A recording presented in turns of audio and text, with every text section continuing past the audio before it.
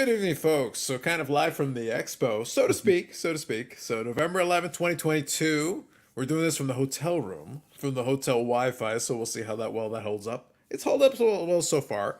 So, good evening, everybody. I did see already comments. I've been enjoying it. By the way, Eric, your favorite guy, Bob Jackson, was here right off the top. He was the first one. He's your No, I boy. don't have Bob can't join us this week because I don't have my signs. I left them at home. Says right here very clearly, I'm here for the weekly Eric's Hater Club. Like he was right up, dude.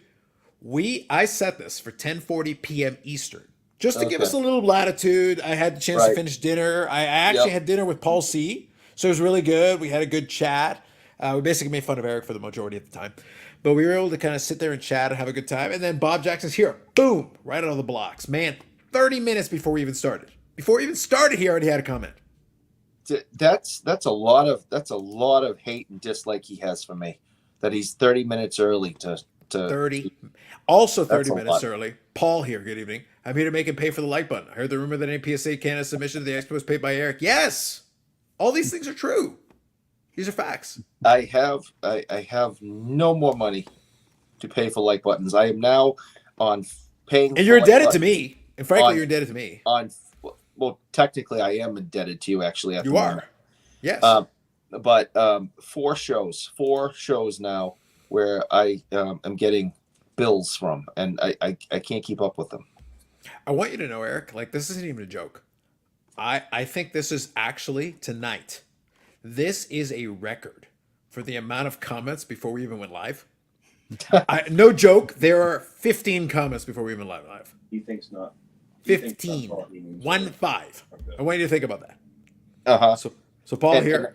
and how many of them are negative comments towards me? Oh, a good chunk of them. So let's Oh, be fair good, about that. good, A good. good chunk of them, yeah. Okay, good. So Excellent. Carlisle here says, "Oh, thank heavens you're streaming tonight. I was going through withdrawal." Carlisle, we got you, man. We got you. I wanted to make sure we got. Look, I was chatting with Jason. So Jason, the only reason why I was being kind of cagey about it is that I was worried about my hotel Wi-Fi. I was worried about the timing. I was worried about when we could get like out of the expo to get dinner. I was worried about when I could actually get back to my room. These were the concerns that I had. So we managed. I understand. Yeah. So real quick, Bob here says, "I wonder who he roped into this tonight." Now you know. I heard Eric was working the Beckon booth. Facts. Facts. Who's the president of the Weekly Eric Haters Club? So this name here is that position up for grabs. Oh, Name, good. you got this. Nominations: Eric's Mom by Brian North. Thank you. Appreciate that. Yep. Good evening. Absolutely, Tom. Good evening. What's with this Eric Hayden talk? He has Tom Lysak cards and a word winner.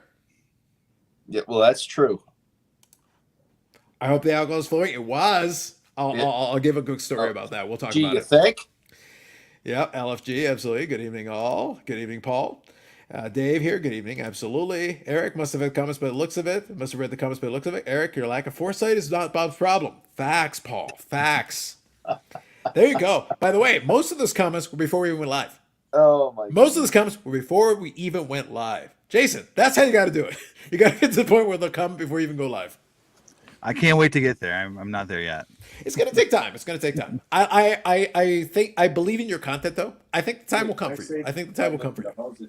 It just makes me happy. And there you go. You got Tim in the background. Yeah. He's off doing his own thing over there. Oh no, he's doing his own thing. I'm not even worried about him. So good evening, Oh gents. no, All three he of you should at be. yeah. We should all be worried about him.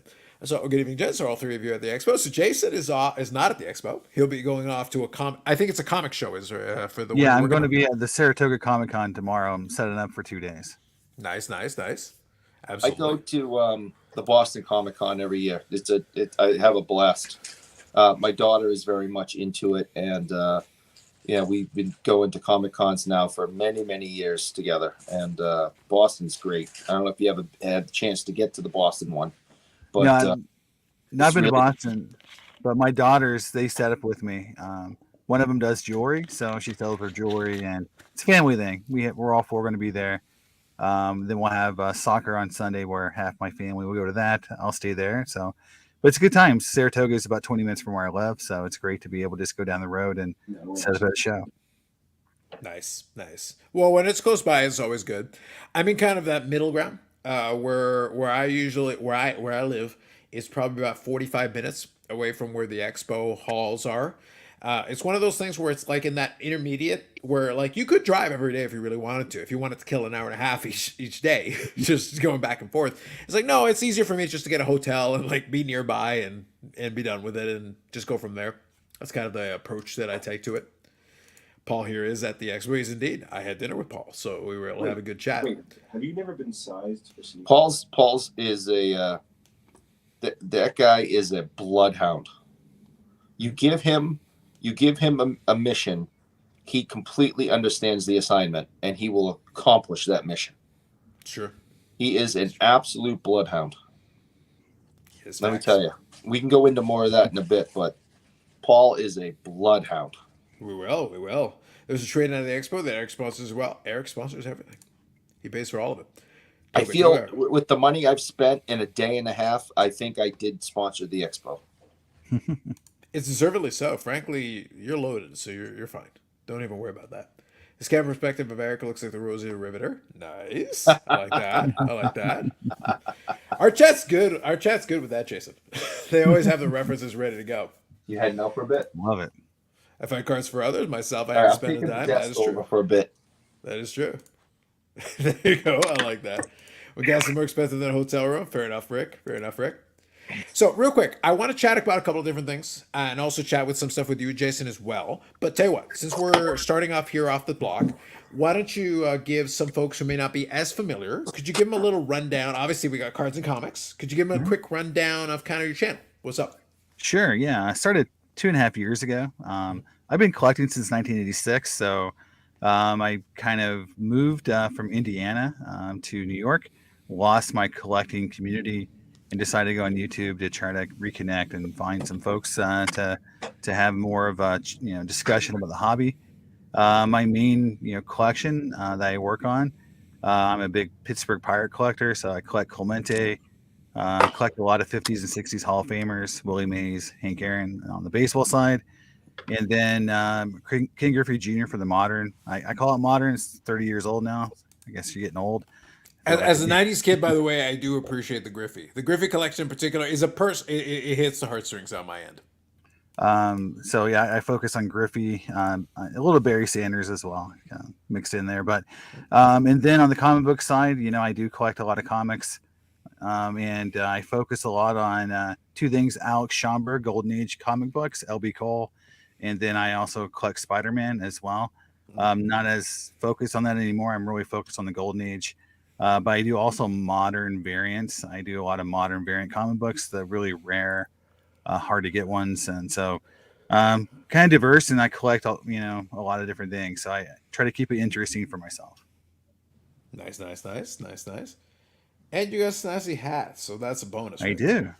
You do. I'm trying to get swag. I figure if you look the part, if you want to grow the channel and be a YouTube star, you got to look like one. So I'm taking the cue from other YouTubers out there and get some out there first before I actually have a channel that's growing. Nice. Could you send me those steps and directions of how to be a official YouTuber? Because I haven't quite figured it out yet. Well, in fairness, you don't have a yet. YouTube. In fairness, you don't have a YouTube, so that might be step one is having YouTube. I need to get a YouTube. Okay, I'll get one of those. That might be step one. Yeah. Do you know what store do I go to do that? We'll get to all that shortly. We'll give a tutorial. Okay. So I'll say to you, Jason, one of the great joys of kind of the fun.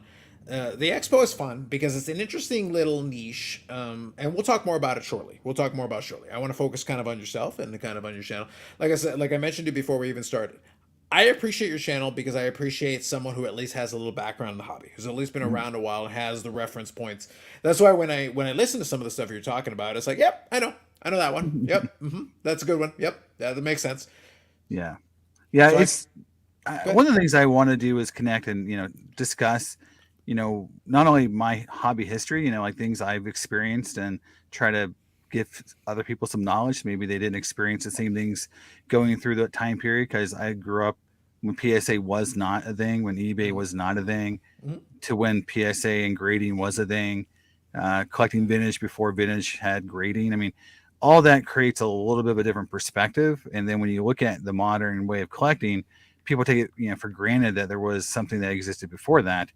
and it does change how you look at cards. And that's what I want to do. I want to communicate with folks and just have conversations. But I also would love to educate a little bit and just talk about my experiences, and hopefully that other people would, like I said, connect with those experiences, because the hobby itself is supposed to be fun, and sometimes I feel like the fun part of the hobby gets left a little bit to the more dramatic things that people focus on. And I've actually made a commitment to myself to not focus on the dramatic side of the hobby, and really put things out there that are either educational or about the cards themselves, and try to focus on that going forward. No, I think it's fair. And this would be something like we chatted a little bit about before we got started here, but like there is, and I try to balance. It's difficult. Like I'm not going to pretend that I've nailed the balance. The balance is tricky, but there is a balancing act to be had between acknowledging the issues that the hobby has. They're real. They exist, and they will continue to exist, and they have existed for some time. And also trying to be realistic about this. Like there's some of those issues are in place for a reason, so to speak. And the reason is that there are a couple of fatal flaws in kind of the model. So you'd have to fix the model in order to actually fix the problem. And people concern themselves, they fixate on the specific elements of the problem. It's like, well, consider the model that led us to said problem. Maybe worry about that first, fix that, and then we can have a discussion about the overall issue. Yeah, I mean, let's start with this idea that grading exists because collectors and dealers couldn't stop altering cards and overgrading things. Yes.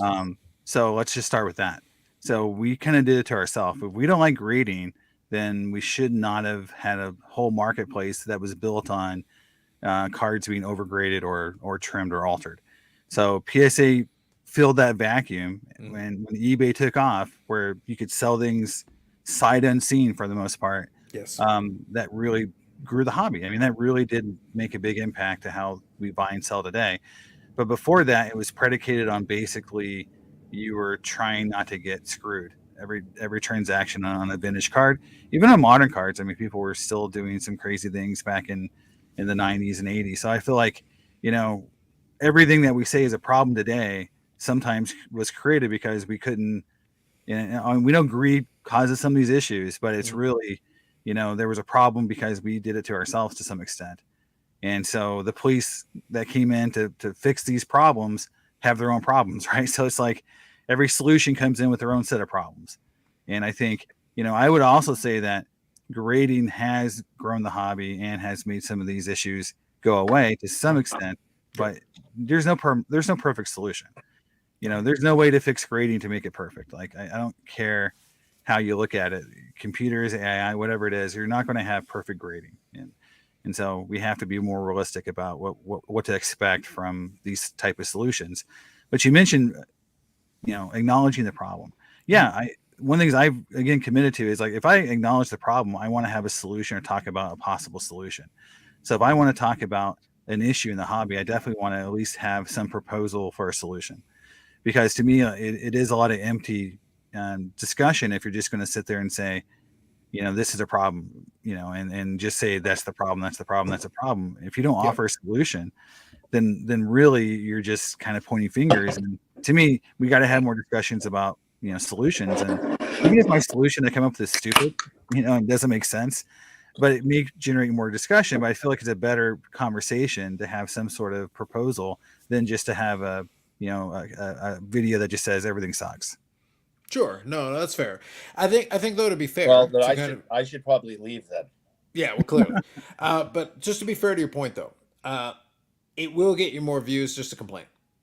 Like it's one of those things. Like I try to balance out two things.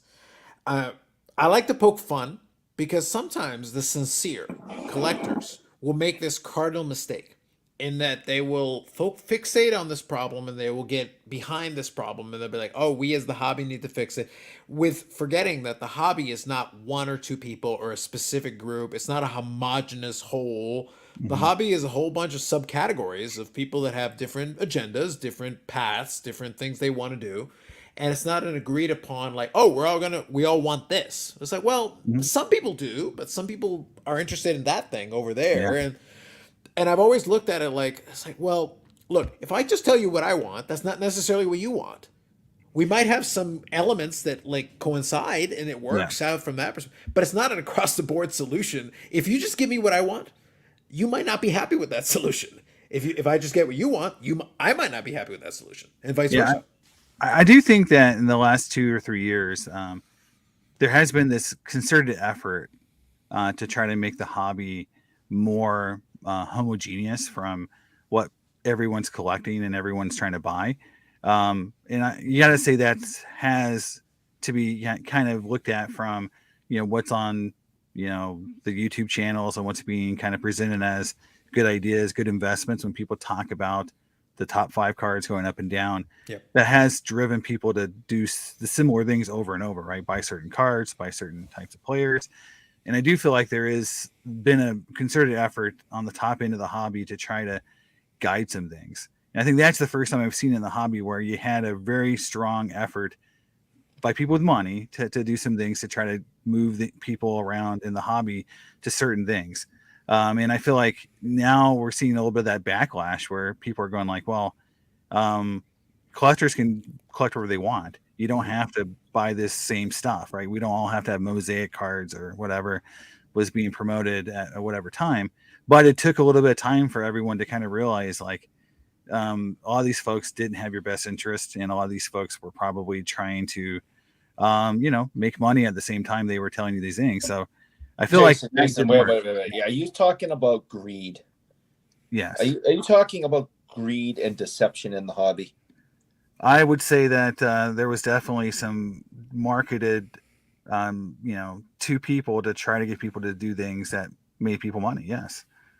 And I think that it took people a little while to figure that out and say, hey, maybe this isn't the right thing to do. Maybe I should collect what I like.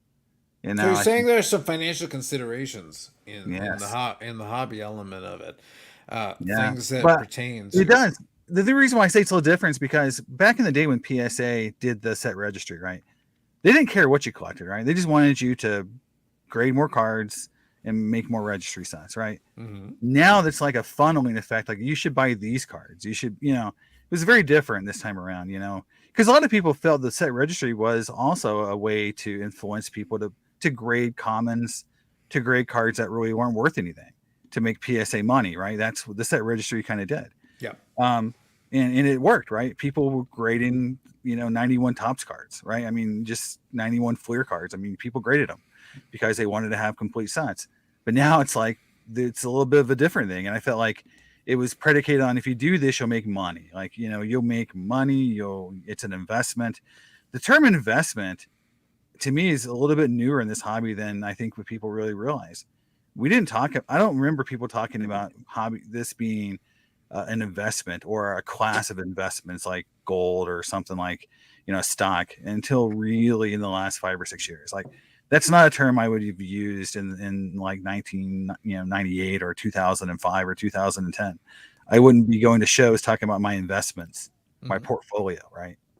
And that became kind of what people kind of morphed this into. And I think the backlash is real. I think the prices and the changes are because people are saying like, look, it's a hobby for the first. It starts as a hobby, and then if you make money on it, then that's great. But it's like a lot of people, this is not a portfolio. This isn't like this isn't a 401k. You're not going to retire for the most part, opening boxes of sports cards. But it was presented to some folks that way, and I think people kind of believed it.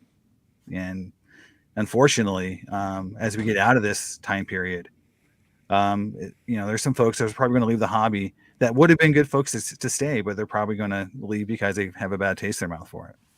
I think it's fair. Now let me get caught up on a couple of these comments because there's some good ones I actually like. I like the juxtaposition, by the way, of these two comments back to back. I do appreciate them. So first, Hobby Champs here says, thought Eric's Buck Cheese for a second. Thought I stumbled upon the BAC OnlyFans. Almost killed myself instantly. Followed by Eric's mom. Hi, honey. Glad you're enjoying yourself. I just enjoyed the back to back of this. Literally 2 comments back to back. And this, by the way, this is in fact Eric's mom. Yes, This it is is. 100% Eric's mom. After that Yes, it previous is. comment. I just want to make that note. I want to make that clear. I want to also say that one of my first YouTube comments on a video was from my mom. That's And fair. it was something like, "You're doing great, honey." That's like one of the first comments. I think that's great. I think it's fantastic. Tim, That's Say hi. Say hi to my mom, Tim. Hey, Ma. Tell my mom we're having a great time. It's not that good. Yeah, I was gonna say you hesitated right there. You Like, completely like you just stalled on it. the show is great. Your son he's all right. Nice. See, Mom, I'm all right. Huh? That's a resounding. That right there is a resounding endorsement if I've ever heard one. Yeah. See. All right, so I get caught up on a couple of these comments because there's some good ones here. I want to get caught up on it. So Carlisle CEO says, "What's your favorite King Griffey Jr. rookie card? If you cannot choose Upper Deck, so if Upper Deck's out of the equation, what do you like? Even though it's plain and boring, I like the Fleer one personally. I'm a fan of the Fleer one personally. So Jason, what do you like? King Griffey Jr. rookie card. Oh, by far the Bowman Tiffany. It's Bowman Tiffany. All right. it's limited. It's glossy. It's pretty. It's a good photo. Bowman Tiffany is definitely my choice, even above the Upper Deck. All right, sounds fair. Eric, you got one or? I don't care because baseball is stupid. Excellent. 86 Red Sox. We'll talk about that later. Create videos that I called spend 10K in 7 minutes at Dallas Card Expo and backup point guards. Love it, Dave. Dave, not the videos the hobby wants, but the videos it deserves. Yes. Disagree. So this was in pertaining to one of your statements earlier, Jason. Disagree on that point. Back in the day, you had select good dealers to deal with. Grading is just enabled bad dealers. To be fair, though, there were a lot of bad dealers who pretended to be good dealers. Oh yeah. This is always kind of the problem is that grading wouldn't be a thing today if there weren't dealers who said, "Yeah, that's mint." What do you mean with the dented corner and the scratch here and this thing? It's like you're just making shit up at this point. Is what you're doing right now. Yeah, the horrors of going to mall shows in the '90s with the terrible lighting, trying to see corners or trying to see creases in cards back in the day. But the good and bad dealers. The thing that's sad is, I bought cards from a lot of dealers I thought were my friends back in the day, or I thought they were good dudes. And then when I look at the blowout forums when they show all the trim cards and who were the dealers who sold them, some of those guys appeared there. So it's hard to know who's good and who's bad sometimes. I think that's fair. I think it's a reasonable point. Paul here says, my favorite part of grading is it does somewhat eliminate some of the guesswork of trying to examine eBay sellers who thought the moonlight in their day jobs as Sasquatch photographers. Facts. Dave here says, my hope is that eventually grading is not important, that we get back to I like it and no I'll pass. That would be a very difficult thing to do. Very important reason why. I'll be very specific on this. The reason why grading serves a purpose is that it allows for the sight unseen. It also allows for the sight minimally seen. It's an increased liquidity. It allows people to move cards without having to quibble about the little intricate idiosyncrasies of condition. It allows them to be like, okay, send me 47 scans. Mm-hmm. If you're a dealer or you're somebody who's trying to sell a card, you're not interested in having this elongated debate on the nuances of condition. As long as people care about condition, then grading remains relevant. As long as people give a crap, if they don't care and they'll just pay for it, whatever, then fine. But the moment they still care, then you get it graded and just be done with it. That's the reason a lot of us get our stuff graded. It's just so that we don't have to have that conversation. I'm not interested in sending you 50 screenshots, 500 photographs, and quibbling about the little intricate details of a scratch. I'm just not interested.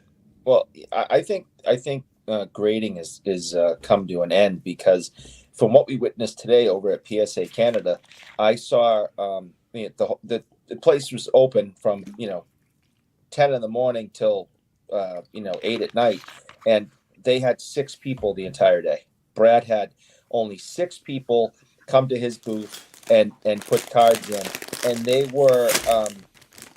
weren't even sports cards. They were Smurf cards from the early 80s. Eric, that was tag. Oh, are you sure? I think no. I got Roll Gold for 50% off. Trust me. I think I do. I might be wrong. You're wrong with the PSA Canada. They were actually busy. You're right. Very busy. Yes. PSA Canada was swamped. Yeah, very much so. Okay, it was Beckett that had 6 people that graded Smurf cards. Your boys. I got confused. PSA Canada, very, very busy. Tons and tons and tons and tons of people wanting to use their services. It was Beckett that had 6 people with Smurf cards. Now I remember. I think that's fair. So Eric, I can say Eric name. Eric doesn't have a beer. I think he's got so what do you got? Coke, the Pepsi? Yeah, you got the Pepsi. 0 or the regular? 0 sugar, baby. All right, all good. Is that Canadian beer? So the answer is that. Rick Lyle saying some people actually like HGA, the Vegas Bill would flip. They did. And I questioned them at the time too. And why does it name go, shovel his driveway or something and stop watching this and leaving stupid comments about Canadian beers? We'll get back to that in a minute. Isn't it snowing where he is? Go shovel the driveway and leave me alone. It probably is. Let me read a couple of these because there's some good ones here. I don't want to get caught up. So here, Bobbles and Ball Carts. Good evening, Bobbles. Good evening, fellas. Hope the expo's been fun. Fun so far. We'll give a couple of stories, so we'll have a little bit of fun with that tonight. So here's Yannick. Good evening, guys. Be in the chat for this one. I'm not home and everyone's sleeping. Fair enough for Yannick. Will someone please tell me which cars are plummeting and the hobby is dying endlessly? We will get to that, I promise. Hey, Eric has a better team behind him now. There you go. It's not investment. It's an alternative asset class as part of the new paradigm. Love it, Paul. Set Registry has absolutely got more comments graded, boosted the brand with 1955 tops, PSA 10 over 70K and over, and allowed rich guys to pound their chest the number one set. Well, the Set Registry did create a little element of that. Hashtag invest. Thank you. Appreciate that. So everyone's surprised that Eric and Big Hat haven't made bed forts. Anyone? Just me? Facts. That's the plan after the show. I mean, absolutely. That's right. Investing isn't dirty in of itself, but when you have zero clue what you're doing, don't cry later. It's fine to eliminate the risk of ultra high investment. I'm almost done. Many Ninjas. Finally finding myself curious about the market for greatest Smurf cards. So Many Ninjas is actually my younger brother. So good timing on that. Well done. And we got caught up on the comments. So actually, we did have a little bit of fun tonight. So let me check quickly on the Expo, and then we'll get kind of back into the conversation we're having a little bit as well. So I'll put it this way. As far as the Expo is concerned, it's been fun for me. I've been enjoying myself, but obviously I'm coming at it from a different perspective than a lot of folks are going to be, because I had a lot of deals done before I even got there, right? So it's one of those things where I had bought stuff beforehand and I was able to complete a deal. Although I will share with you guys a couple of fun ones. I did pick up a couple of things, and I'll make a video tonight about it as well, but we'll get to that. So real quick, I'll show a couple. So we got a Stewart, Macho Man Randy Savage with Elizabeth, kind of this dual thing.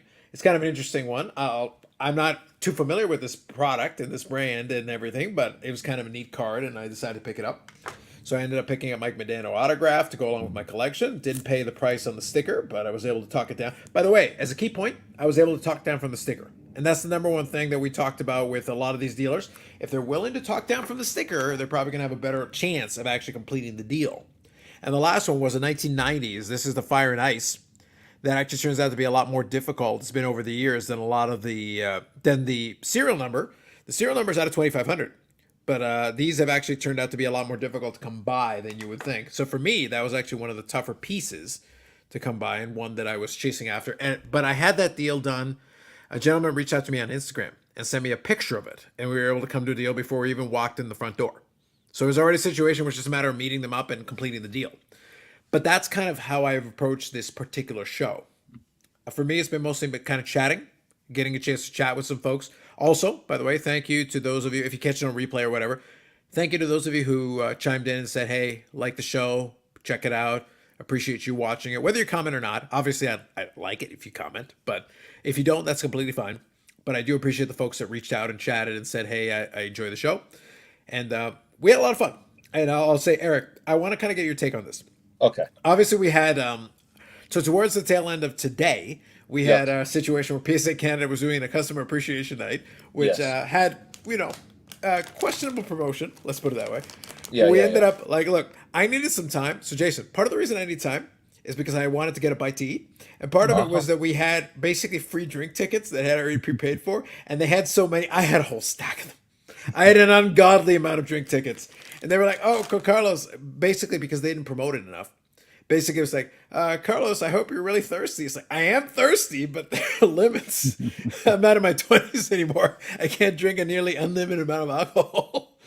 I did my best. He can't. No, he can't. No, none of us really can, to be fair. None of us can. I can drink, wait a minute, hold on.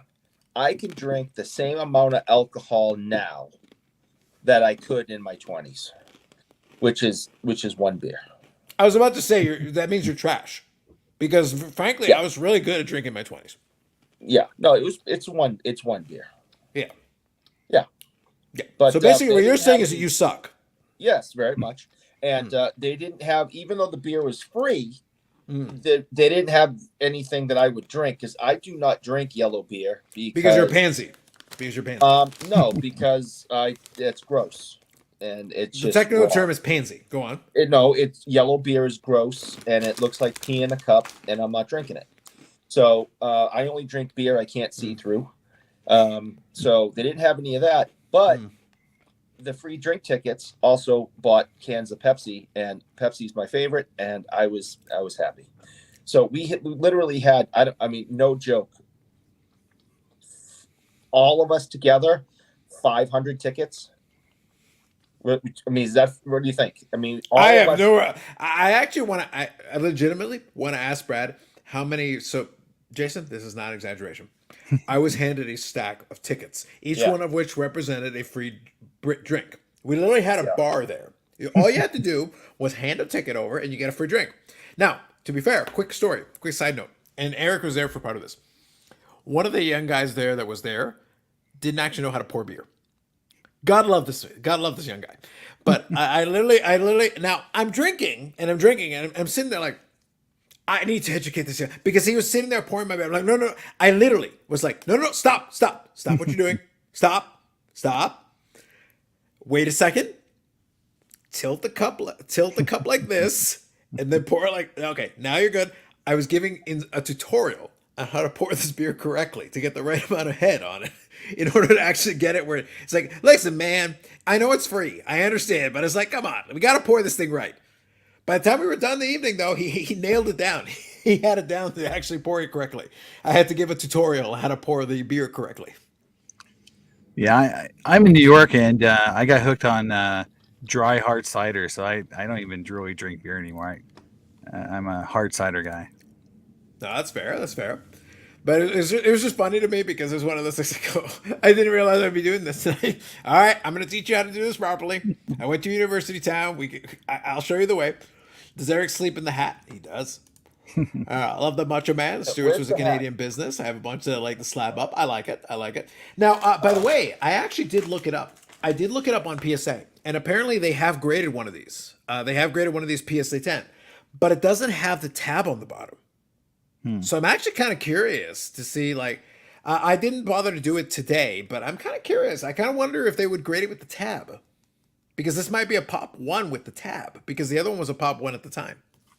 Was it a magazine? Was it like did it come out of a magazine, or was it like a food issue? Or I'll be honest, this is a food issue as far as I'm aware. This is presumably Stewart is apparently a food issue of some kind, so I'm not 100% sure. I need to do a little more research. It was a situation where I came across it at one of the booths, and I was just fascinated by it. And they had $25 on it, and I just said, "Would you take 20?" And they said, "Yeah." So I was like, "Cool. I like Macho Man, so that's fine." I can live with when someone of my age range is handed something with the Macho Man on it, instinctively, you know what happens, right? Do you snap into Slim Jim? You know, because that was actually a little bit later in his career, but you immediately go, "Oh yeah." You need a little more graveliness, but yes, effectively, so as soon as Carlos was like, "Hey, look what I have," and without any control of my bodily functions at all, that is what came out. It's like instinctive. They hand you Macho Man, you have to say, "Ooh yeah." It's like, I think it's a law, actually, I believe. It might be. I think it's valid. I think it's a fair point by you. Jeff here. Good evening. Absolutely. We're having a great time. Absolutely. Thank you, Jeff. We had so much fun at the cast of Slapshot. That is true. We'll talk about that here in a minute. We did have a good time with the cast of Slapshot. That happy ever. He did enjoy it, yeah. Paul Harris, that's the only person here from Wisconsin. Insert Tibiasi video. Learn to drink wusses. Facts. I agree. I nominated digital rookie cards for the president of Eric Haters Club. I also petitioned for the name of it to be changed because he's Eric. I like that, Bob. I like that. Well, Bob, you are automatically the vice president if name is the president. Facts. Beer should look different before and after. There you go. Thank you, Carlisle. Rick here. The good drinkers never retire. Facts. Josh here. Good evening, everyone. Thank you, Josh. Absolutely. We got a chance to chat with Josh. It's fun because when we do some of these shows, because it is a fairly national show, a lot of folks come out, and it's fun seeing folks from the comments in the flesh. So it's good to chat with him a little bit. It was great to see him, and it's always fun to meet new people, and people who watch the show know that I've been in using the Clubhouse app now for like 2 years, and it's great to continue to meet people that you've been talking to for 2 years, but you've never been in the same room as them, but you feel as if you've been friends for a long time. So we got a chance to meet some Clubhouse people this weekend so far, Tim and I, and we've been able to meet a few people that watch the show regularly on Fridays, and no, it's great to meet new people and put a name or a voice to a face, and be in the same room with somebody that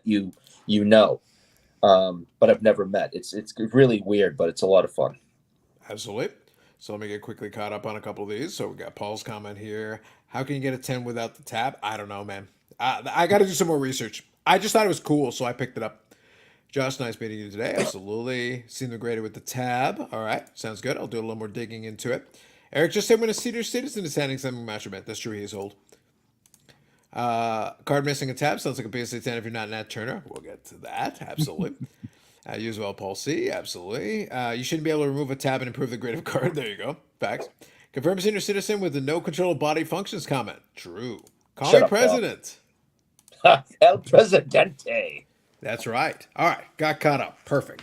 But yeah, no, it was fun. It's one of those things where, like, at this point, when I go to that card show, it's mostly just to hang out with folks and chat. I was able to pick up a couple of cards, but like I said, a lot of that stuff was good timing, right place, right time. I had some deals already in place. There's some other ones that maybe will get done. We'll see what happens with that. I'm not sure yet, but it'll be a good time. I think it'll be fun. But yeah, we're just kind of hanging out and chilling. But I will say, and I had fun, and I chatted with Brad and Sherry and everybody, and I think it was great. We had fun. We met the cast of Slapshot, obviously. It's funny because I watched Slapshot. I enjoyed the movie, but it's one of those things where, like, it's not as big a deal to me. Maybe as somebody who watched it a lot more than I did. But it's one of those things. Oh, you want to take a picture? Sure, yeah.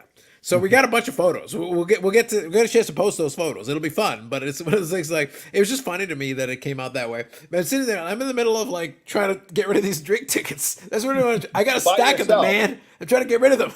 Yeah, you were trying to get rid of them one by one by yourself. Yeah, it's like that was a lot, man. We had a lot. Yeah, Yannick and I had an absolute unbelievable time, and we, thank Brad for all of that for us, giving us the opportunity to kind of quote work the event and help him out, because Brad's been extremely generous to all of us this this weekend so far, and we got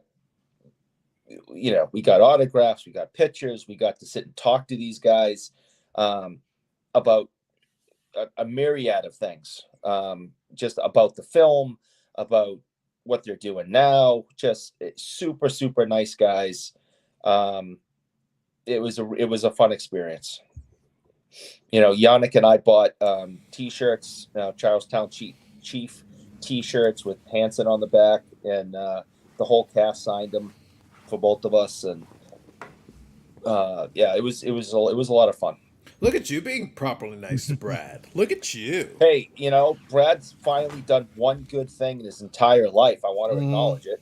Yeah, right. For the record, I still have I still have a bunch of these. Okay, they don't care. They don't care. Say they stopped being valid at 7. No, like they're done. I just thought it was very funny. I still had them in my pocket. You can't go in tomorrow and go up to the bar and say, "Hey, look what I have." Hey, listen, I wish. That'd be amazing. That'd be amazing. I would appreciate that. But I think I'm going to hang on to them as a souvenir. But still got a small stack of the drink tickets left over after I gave away a bunch of that stuff. I must have a pocket full of them somewhere. I don't know. Yeah, absolutely. But I think that's fun. So real quick, Korean Cardboard, good evening. Absolutely. I'm convinced Jason is actually Jim Harbaugh, head coach of the Michigan Wolverines. I like that. Wait, Eric says something nice about Brad. I know. Write it down. Must be sick. True. I do wear khakis at work, so. There you go. So let me kind of bring you into the conversation, Jason. So I wanted to make sure we got caught up, and we wanted to chat a little bit about the Expo since we were doing it. At least to converse about it a little bit. Yeah, interesting to hear about it. Yeah, it's a different experience for me, because that's an area I would never get to experience something like that, because it's kind of out of my way a little bit. Mm-hmm. Absolutely. How far is out of the way? You said you live in New York? Yeah, I'm near Saratoga Springs, New York. Tim and I drove 12 hours. Wow. Okay. And we would drive 20 probably to be here, wouldn't we? Yeah, he's not paying attention. He's stupid. Yeah, he's basically unconscious at this point. I'd be Yeah. surprised if he was still paying attention. He probably listened to Clubhouse or something. Yeah, So, yeah. how many people attend this expo? What's the attendance for this? Probably about 20,000 would be the Okay. usual kind of thing. To put That's it in huge, perspective, yeah. put it in perspective, and this is always what was tricky. Pre-COVID, it was easier, more clear cut. Obviously, Dallas had quite a bit of growth, and that was a big one. And some other Chantilly and some of the other shows got a lot of growth. The Expo was always the number 2 show after the National. To put it in perspective, this time around, we were using 2 halls, and we've got 150,000 square feet. So we've got tons of floor space, tons of dealers, tons of stuff going on. And there's transactions happening left, right, and center. But it's always a bit weird because obviously you're talking international. You're talking people that have to come across the border. We've got Upper Deck as a representative for the manufacturer's side. And I had a chat. Obviously, we had a chat last week with Steve Menzie, who does the Expo and promotes it. But at the same time, it's one of those things where, like, long run wise, it would be interesting to see if we could ever get back to the point. Because in the 90s, just to put it this way, in the 90s, Jason, in the 90s, we had Pinnacle. In the 90s, we had Leaf. In the 90s, we had Playoff. We had Tops. We had everybody. Everybody came up, I should say. And they all ran at the show. These days, it's pretty much Upper Deck. Yeah, and sometimes Leaf. So it's one of those things, obviously Leaf under Brian Gray. But almost everybody else, like, they don't run anymore. Now, mind you, if they ever move under Panini, if that ends up happening and everybody goes under Panini, maybe we'll see what happens. But I did pose that question. I said, okay, I remember in the 90s, I remember being in line for promos for Leaf, for Playoff, for Pinnacle, for all these guys, Donruss, all of them. Right. And I remember seeing them all. And these days we only get Upper Deck because they got the hockey license, but everybody else is not coming over. I'd be curious to see if down the road they eventually, because guys, we got 150,000 square feet, we got 500 dealers, 500, 600 dealers. Like, you probably have enough going on. Yeah, I agree. And a lot of people said that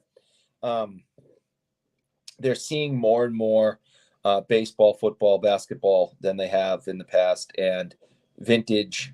So, modern and vintage. So it seems like a wasted opportunity to grow those sports to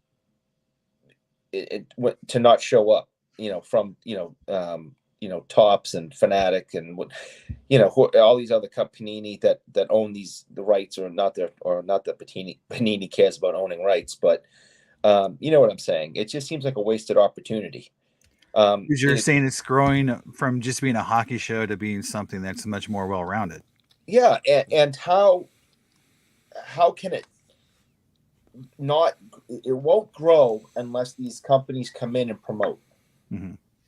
Say, hey, listen, I know that this is Canada. I know that it's 90% hockey, but hey, let's come over here. We're going to give you some free packs of baseball and introduce you to this sport and these cards and these players. And now go out and try to find, similar items throughout the show. And more dealers are going to come up from the United States with football and basketball and baseball. But the card companies that make those cards aren't here. They don't care. They're like, no, that's a hockey show. That's for Upper Deck. That's it. So Upper Deck's ruling the roost. What's the problem, though? The reason why I made reference to the 90s is in the 90s. Look, I'll be blunt. It was more of a hockey show in the 90s when the other manufacturers were here. Right. Today, as a matter of fact, it's actually we still have a very strong hockey preference. That's going to be kind of built into the national culture, so to speak. That's kind of our thing.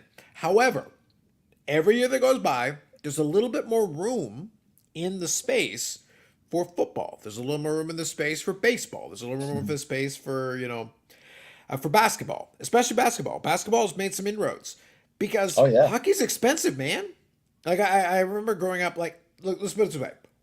I got into Canada very young, long enough that I've been here the majority of my lifetime, by far. But at the same time, I didn't really play a lot of organized hockey. I was a baseball guy. I played baseball when I was a kid. That was my thing that I did. But that doesn't change the fact that, like, even if you wanted to play hockey, it was expensive. The equipment was expensive. A lot of the elements of it were expensive. And then by the time I was a kid, I was a little bit older. Like a lot of the kids were getting synergy sticks. The synergy sticks were $200 or $300 Hmm. per. They were these composite sticks. They were cool, but they were expensive as hell. So it's like you better not break it because if you break it, that thing's gonna. It's impossible to replace. And heaven forbid you're a goalie. If you're a goaltender, the pads and everything else is like. So guess what? Being practical today, yeah, there are a lot of kids still playing hockey. There's a lot less kids playing hockey. There's a couple more playing soccer. There's a couple more playing basketball. There's a couple more playing sports. Buy a pair of shoes and buy a basketball, and you're good to go. That's a hell of a lot easier. Well, I think in America, I mean, the one thing that we see a lot is football. Like at the high school level is not as popular. And, obviously the injury side of it, I think is a part, but, other sports are becoming more popular to play. And so it's just people aren't, and then you have specialization, right? When I was, in high school, you could play a indie sport. Now, like, and I know this happens in hockey here because there's kids who play a lot of hockey here too, because, we have high school teams, but they're told to specialize. Like we have a girl on, my daughter plays field hockey. They had a player play for her first year. She led the team in score in goals. The coach told her, like, if you keep playing, you'll be a college player. And she quit because she said, my hockey coach said I need to focus on hockey. And that's what she wants to do because they've invested all this money in all the leagues she's in and all the equipment she's bought. So the parents are like, no, you're not playing field hockey anymore, even though she could be probably a college player in that sport. But they're just focused on the hockey. And that's what's happening in America. We're seeing all these kids just become baseball players or, one sport players. And it's kind of, football gets kind of taken out because you can get hurt.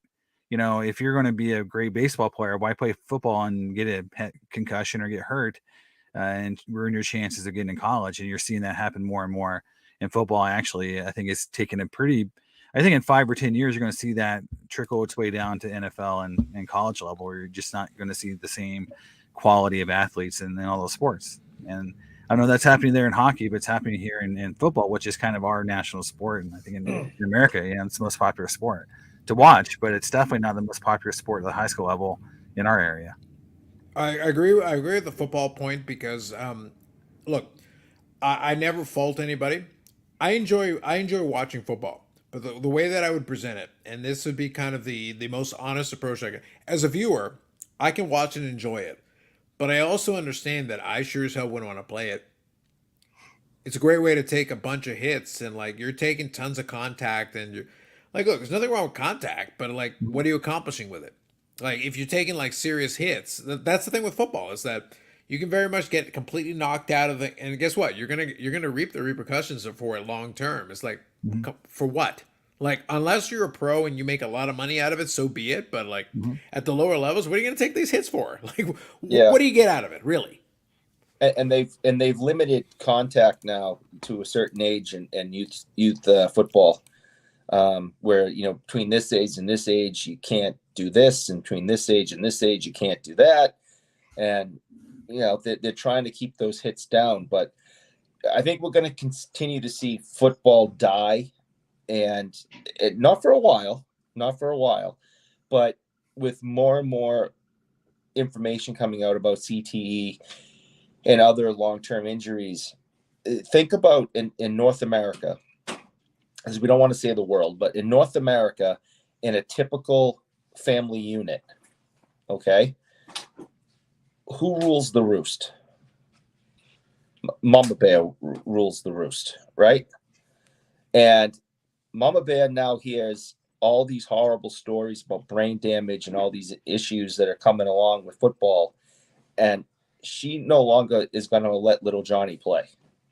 And there's more and more Mama Bears saying, no, you're not playing football. And the numbers are dwindling in Pee Wee football leagues across North America because Mama Bear says, no, sorry, not doing that.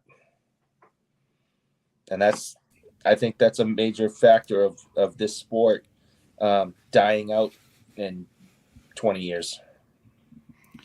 And the thing is just tough because I can see it here is, in America, like where I'm at in New York, soccer and lacrosse are growing like gangbusters. Yep.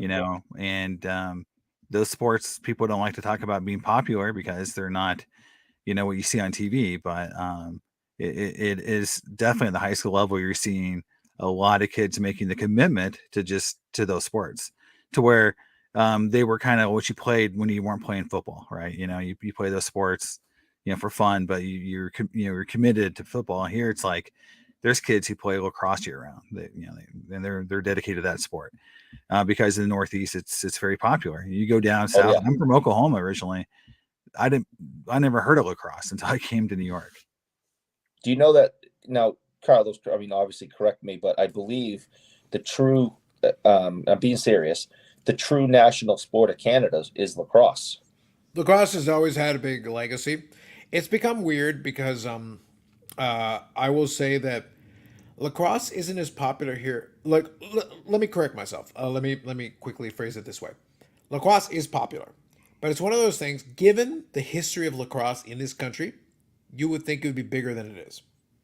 That isn't to say that we don't have like very popular stretches, areas, and things that love lacrosse, but it should be a bigger sport than it is, given its history with what's going on here, because it makes all the sense in the world. Like, lacrosse has literally been, it's a sport not unlike hockey. There's elements of it that are very similar, but also you don't need the ice necessarily. Like, it's got pieces that very much resemble it, Yeah. but it's got contact. It's got, motion. It's got things going on all the time. So it's one of those things like, it should probably be more popular than it is. Like the Toronto Rock that's here had a run where they were drawing 20,000, basically 20,000 for the games. And then they got a little cold, but like, if you could draw 20,000 to watch a game, a professional game, that's pretty good, right? Oh yeah. And I never watched it, at the professional level, but I was watching, I think, the indigenous games, and they actually have the different leagues that are all Native American players. And that was eye-opening how much contact is in that sport, and they go after it really hard. And it was crazy. I mean, and it's, indoors, which is a shorter field and much more contact. You got boards. Watching that game was like, wow, they're hitting harder than some football games. So it was interesting to watch that, them play. I do feel like lacrosse is just one of those sports where when you see it done at a high level, it's like a beautiful sport to watch. It's definitely a lot more fun than I thought. When I came to New York, I was from Oklahoma, where it's only baseball, football, and and wrestling and those kind of sports there. You didn't have these kind of field sports. My daughters, they play field hockey, they play lacrosse, they play soccer. That's the sports that for women that are very popular here. You wouldn't see hardly in those sports in the Midwest. I think it's fair. And like the reality is, if anybody gets a chance to watch a lacrosse game, they're actually quite good, and they're high scoring. Like you got a lot of the elements that you're like, oh, I want, like, there's scoring. I assure you, there's plenty of scoring. And there's lots of skill. There's tons of skill. Like, there is strategy. Like, it's all part of it. Oh yeah, the scores are like 16-14. Yeah, exactly. I'm just by the way, guys, I've been going through a lot of the comments. I appreciate you posting them. So I've been kind of, as we've been chatting, I wanted to make sure I at least posted some of them. And Rick here says, and now that we're giving participation trophies, it's funny he mentions this because that was always one of my knocks with the Little League that I was in. They gave you participation trophies. And I hated them. And I go, this is trash. Like, I don't care about this garbage. And I was like, get rid of that garbage. Even the consolation championship we won the one time is like, well, at least that's an actual attempt at winning something. Like, at least we were close enough to get in that. And we were always kind of now, unfortunately, this is more politics and Little League and that kind of thing, is that you had the commissioners of the leagues would stack certain teams. So you're always kind of behind the eight. If you weren't on that team, you were always behind the eight ball. So when we did win a consolation championship, it's like, so we're playing with that team that's stacked, that team that's stacked, and that team that's stacked. So if we can win anything, it's like winning the championship, because like, it's as close as we're gonna get. We're the other guys. we're the leftovers after they already cherry picked these other teams. So it's like, all right, I'll take it. We won. It all blows adding up. Everyone has a bum cart. Once your bar comes around, you're done. Absolutely, Bob. How many of these Tommy John surgeries do you hear about kids getting drafted before they even make MLB? Now imagine how many you don't hear about. That's fair. I get you. Soccer has some of the most concussions, probably. Yeah. Well, listen, I may have told this story. So I played. About your personal concussion, go on. I have had many concussions. My most serious ones were playing soccer. I played highly competitive soccer growing up, high school level, college, and I once got hit so hard that I ended up in the hospital and told the doctor I had a 21-year-old sister in the 3rd grade, and George Washington was president. In fairness, you still think George Washington is president? He's not. Exactly my point. That was the only one I got right, I thought. Yeah, indeed. Good in TW, absolutely. But Yeah, I got knocked out in a 9th grade football game. I played football all the way through, and I got knocked out in a game, and I don't remember I played the rest of the game. I don't remember it. I don't remember anything until about 9 or 10 o'clock that night when I got home. But I played the rest of the game, and so the concussion protocols when I was playing wasn't very good. It was like, look at the lights and say your name, and it was like you're back in the game. But I was You not got that? Well, Yeah. We didn't even get that. Yeah. well, that was a joke. Is that look back in the day that we're talking about, there was no real concussion protocol. No. One of the most infamous ones from the hockey side was in the 90s. I want to say the 90s, early 2000s. I can't remember exactly which one it was. It was a Paul Kariya one. You know the one I'm talking about. It was Paul Kariya one. So like Paul Kariya gets killed by I say literally. Yeah, like he dies. Like he's dead. I think he did. I believe technically Paul Kariya was dead. Yeah, there's a good chance his soul left his body at some point during that Scott Stevens hit. So anyway, Scott Stevens kills this man, and he's dead. And they drag his dead corpse off the ice, and he comes back and scores the game winner. And that's his big heroic whatever. To this day, he can't remember it. Mm-hmm. He has no earthly idea he did any such thing. You have to show him the tape because he has no clue. Like he doesn't know. So he's like, but in fairness, he's never been the same. Like he flat out just tells me I've never been able to like fully recover.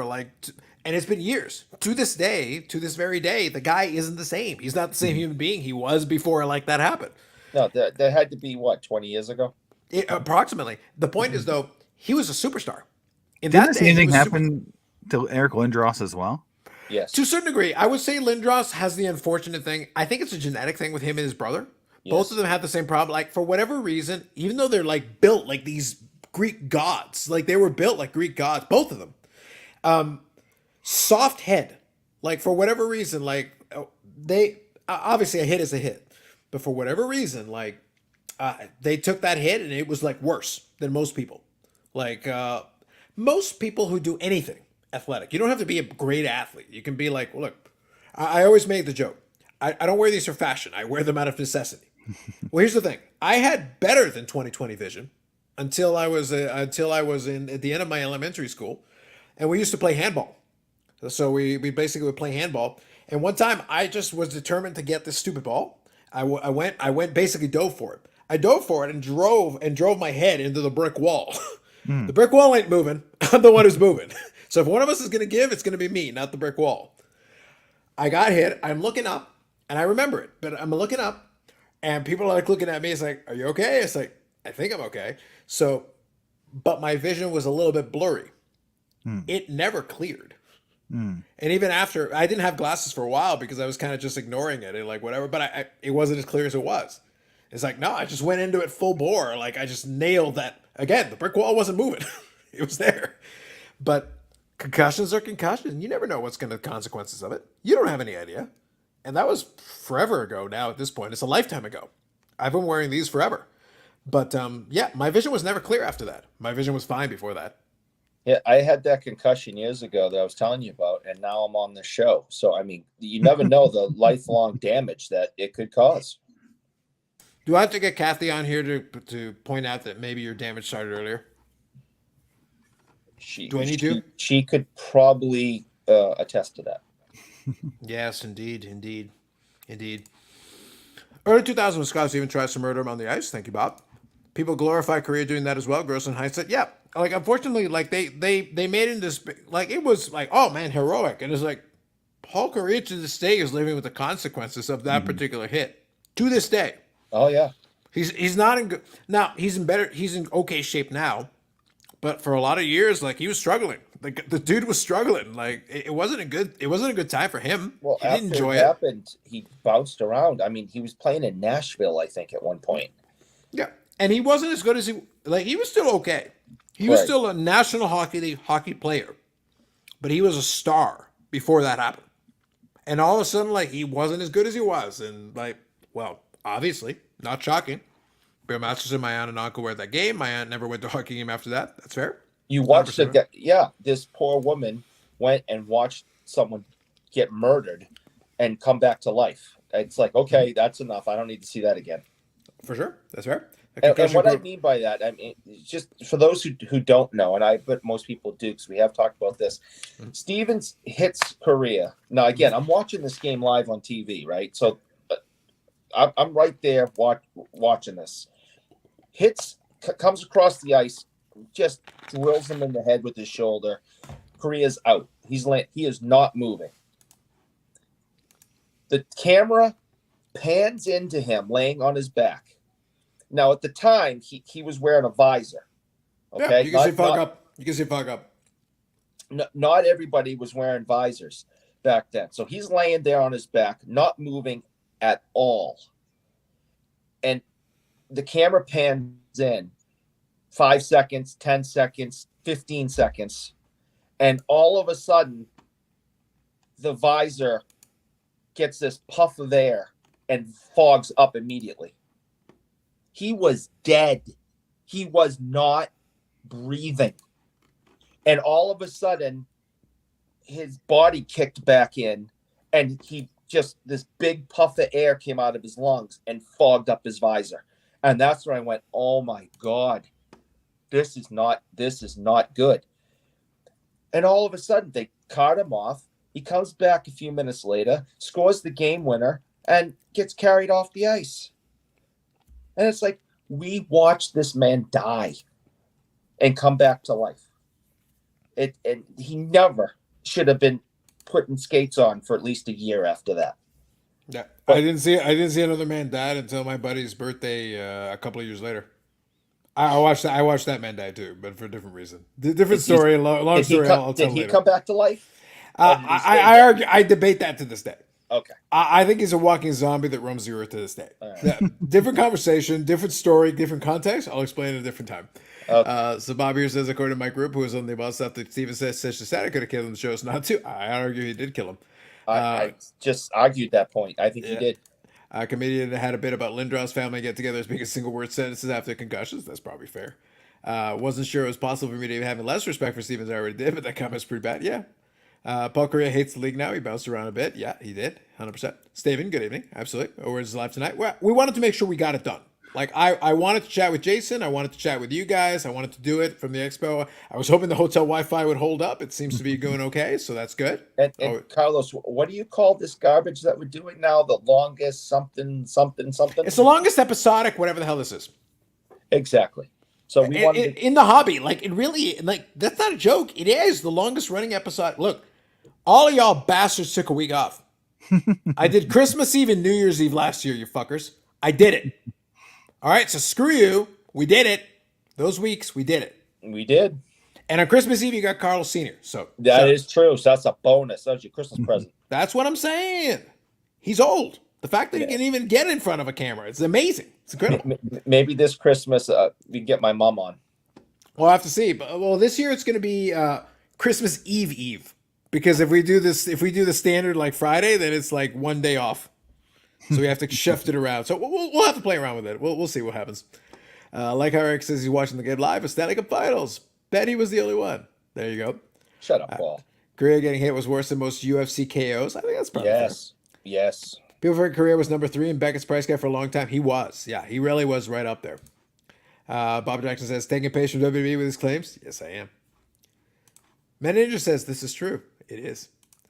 The longest running episodic sports card hobby podcast YouTube show. That's right. Thank you, Bob. All right, cool. We got caught up. Beautiful. And this comment is good. Good God. I've been here most of this. I really need to rethink my life. You should. Paul, I've been trying to tell you that. I know. Imagine the people that are on here. All right. So, Jason, I want to chat with you a little bit about a couple things here. By the way, I enjoy when the chat gets into it because that's when it's kind of fun. They play into the whole ridiculousness of it. Like I mentioned earlier, I do appreciate that you at least bring some experience and some hobby, background into it.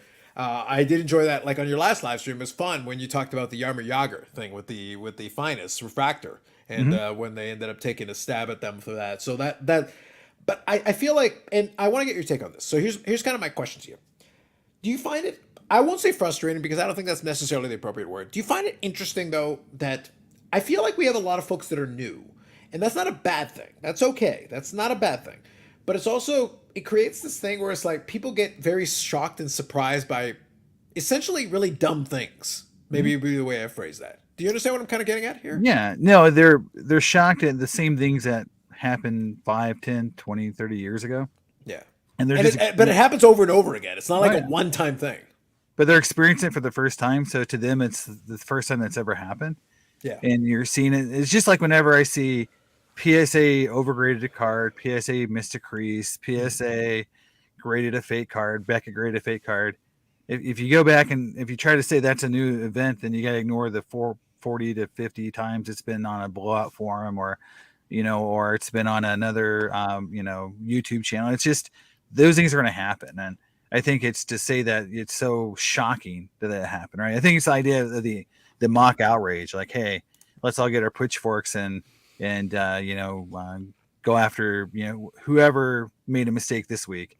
It's almost like I was going to do a video once where I was just going to make a wheel and just like spin it and say, who are we going to try to cancel this week? Is it going to be PSA? Is it going to be Beckett? Is it going to be Yes. Yes. is it going to be baseball card exchange? Because we all just hate those guys for the 1 week that they made a mistake, but then we go right back to using them when they can give us value or make our collections more expensive. So it is kind of that whole we're all kind of hypocrites to some level in the hobby where we definitely use these folks that we complain about because when it helps us we use them, but then when they make a mistake we want to go on YouTube and talk about it for 30 minutes about how it's terrible. And I've made videos where I've said I don't like certain things about different grading companies. I've talked a lot about SGC's holder damaging my cards. I think they could fix the holder. I think they should do that. So I feel like that's a legitimate complaint. But that's the thing is like, but to other people, it's like I got so much hate for the SGC videos I made. So much hate.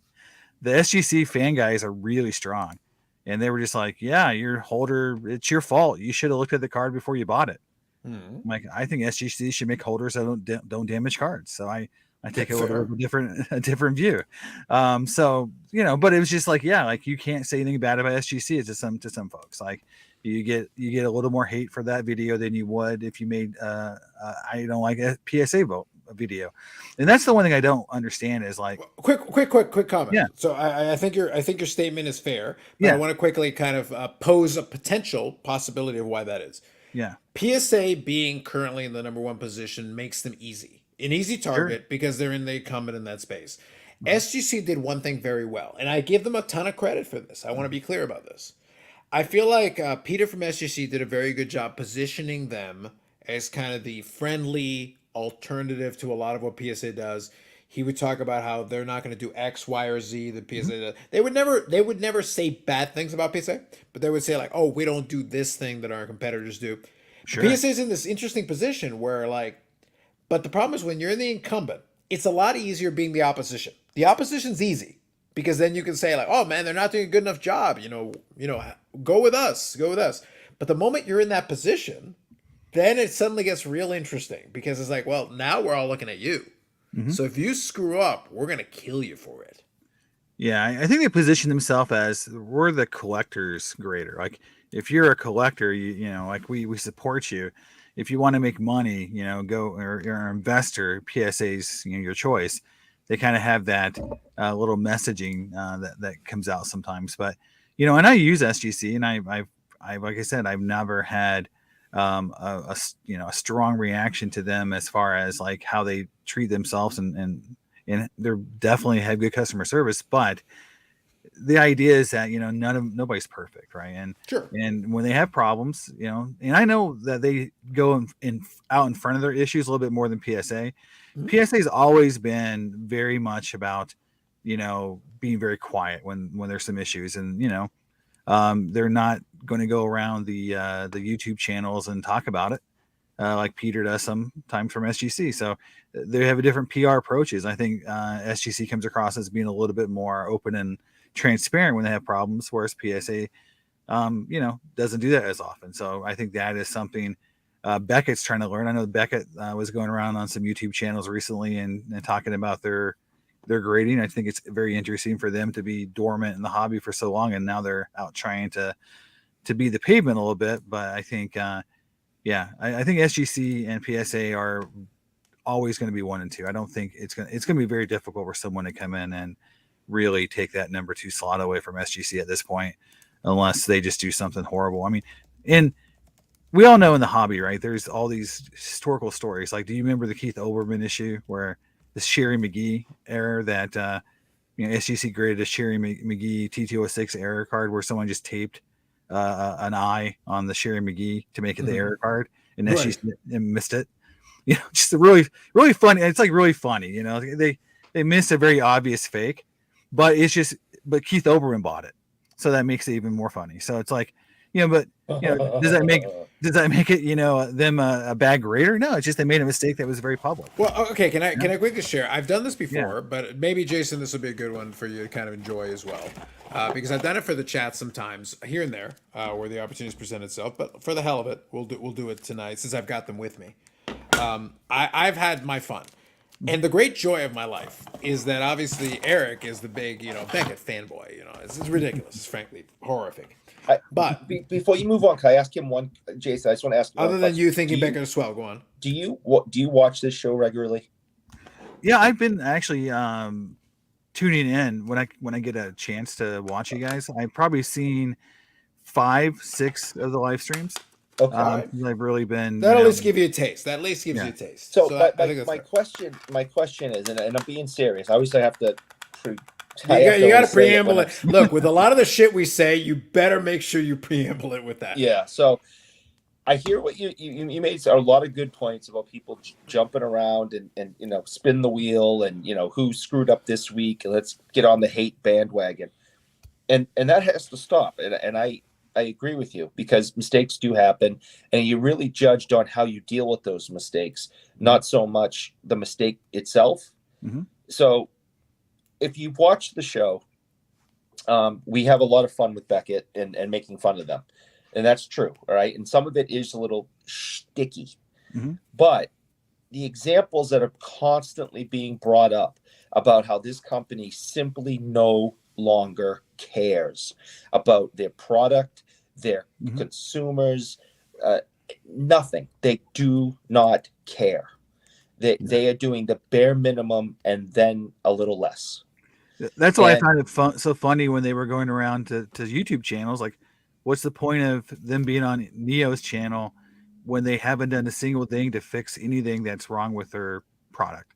Yeah. And it's just like saying, hey, keep grading with us because we have a cool holder. I mean, that's really all they have to go on right now. Well, I want to play into that also, Eric. I want to play into what we have as well. And Carlos, I don't know if you're able to show that the because I know you're not at home with your big setup. Yeah. But I sent a picture from the show to Carlos going, here's another example of Beckett being complete garbage. Well, here's the thing. I have one physically with me. Awesome. So I can do something different. So let me kind of work this for everybody. Yeah. The regulars already know this one, but I'll give it to everybody real quick anyway. Okay.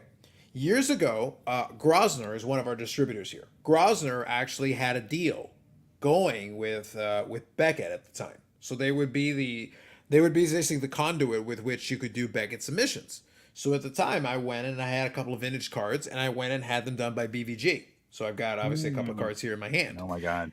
Now, I want to share this. These were all in the same order.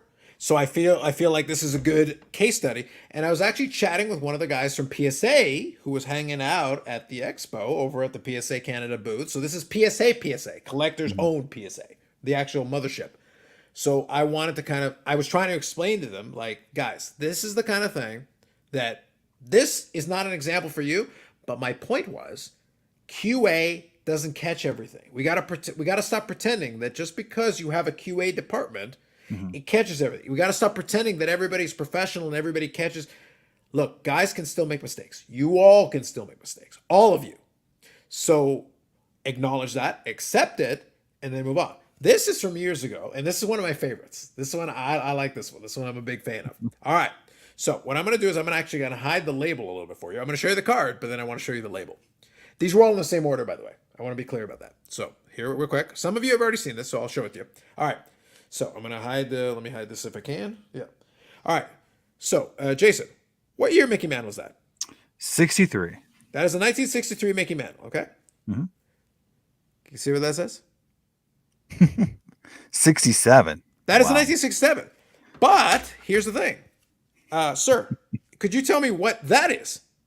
That's a 67 Mantle. Are you sure? That says 1963 right there. Very, Are you 100% sure? very good. Well, how about this one? Help me with this one. Could you tell me what year that is? That's 59. Are you sure? That says 55 Bowman to me. Oh, you didn't even get the manufacturer right.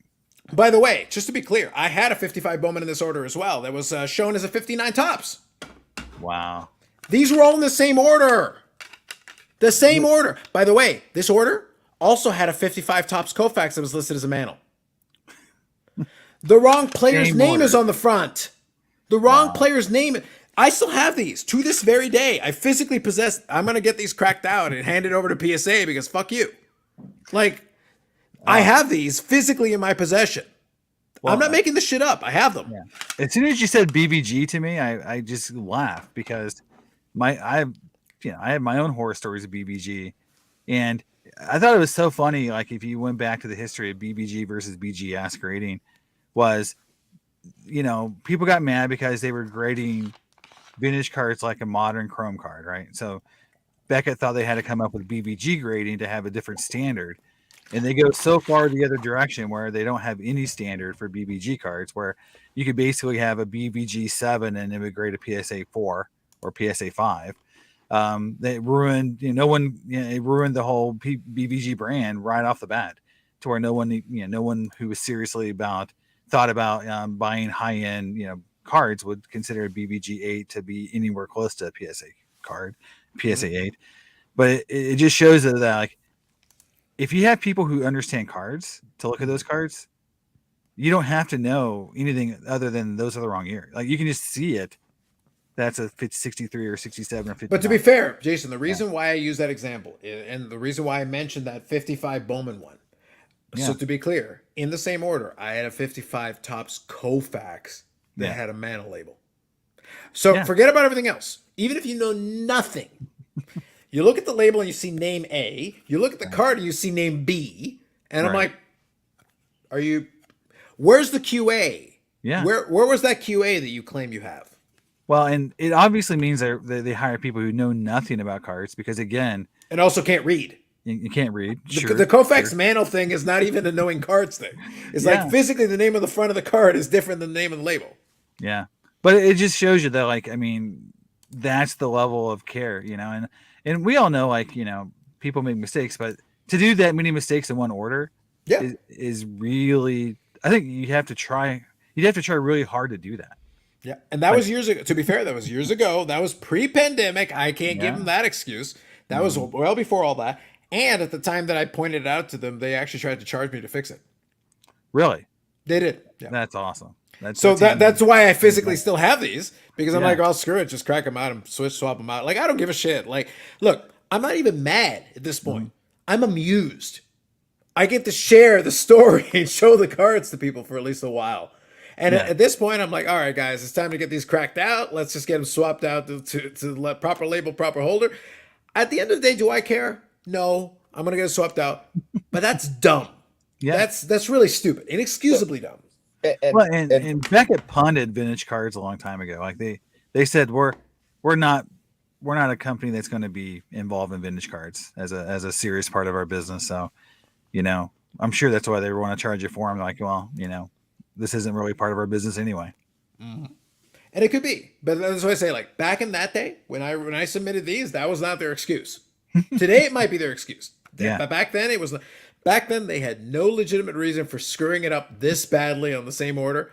That's why I just sat there like, if it wasn't in the same order, it wouldn't have been nearly as funny. It was just like, guys, literally in the same order. You screwed the whole thing up.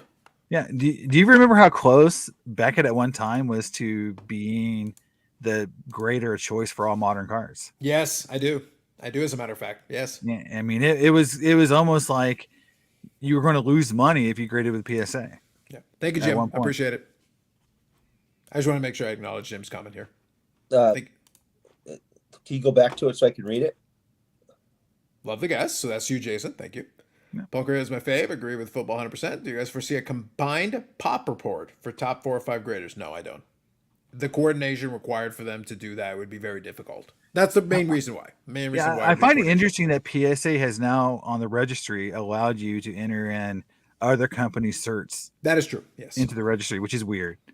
They're trying to do something like that, but they're not going to do it for they're not going to bring in other people's data for sure. Yep. That's And- the biggest Go hang ahead. up for me personally. So Carlos is using this example of pre-COVID, And also physically having them in my possession. right.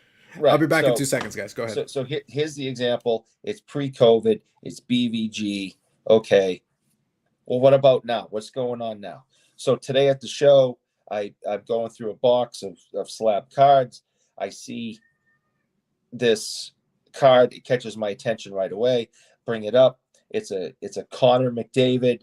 I think it may have been one of his cheaper rookies, but it was a BGS 9.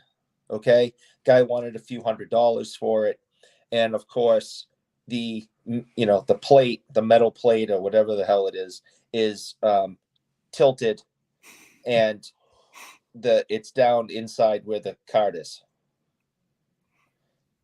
They don't care. They don't care if it's vintage. They don't care if it's modern. They don't care if it's pre-COVID. They don't care if it's post-COVID. They don't care if it's BVG. They don't care if it's BGS. They don't care. So to go back to your comment earlier, I completely agree that you can't just pounce on a company and say they're dead to me because they made a mistake. One, they made a mistake. What are they going to do to fix it? And, we should at least give them a chance to fix it and make it better.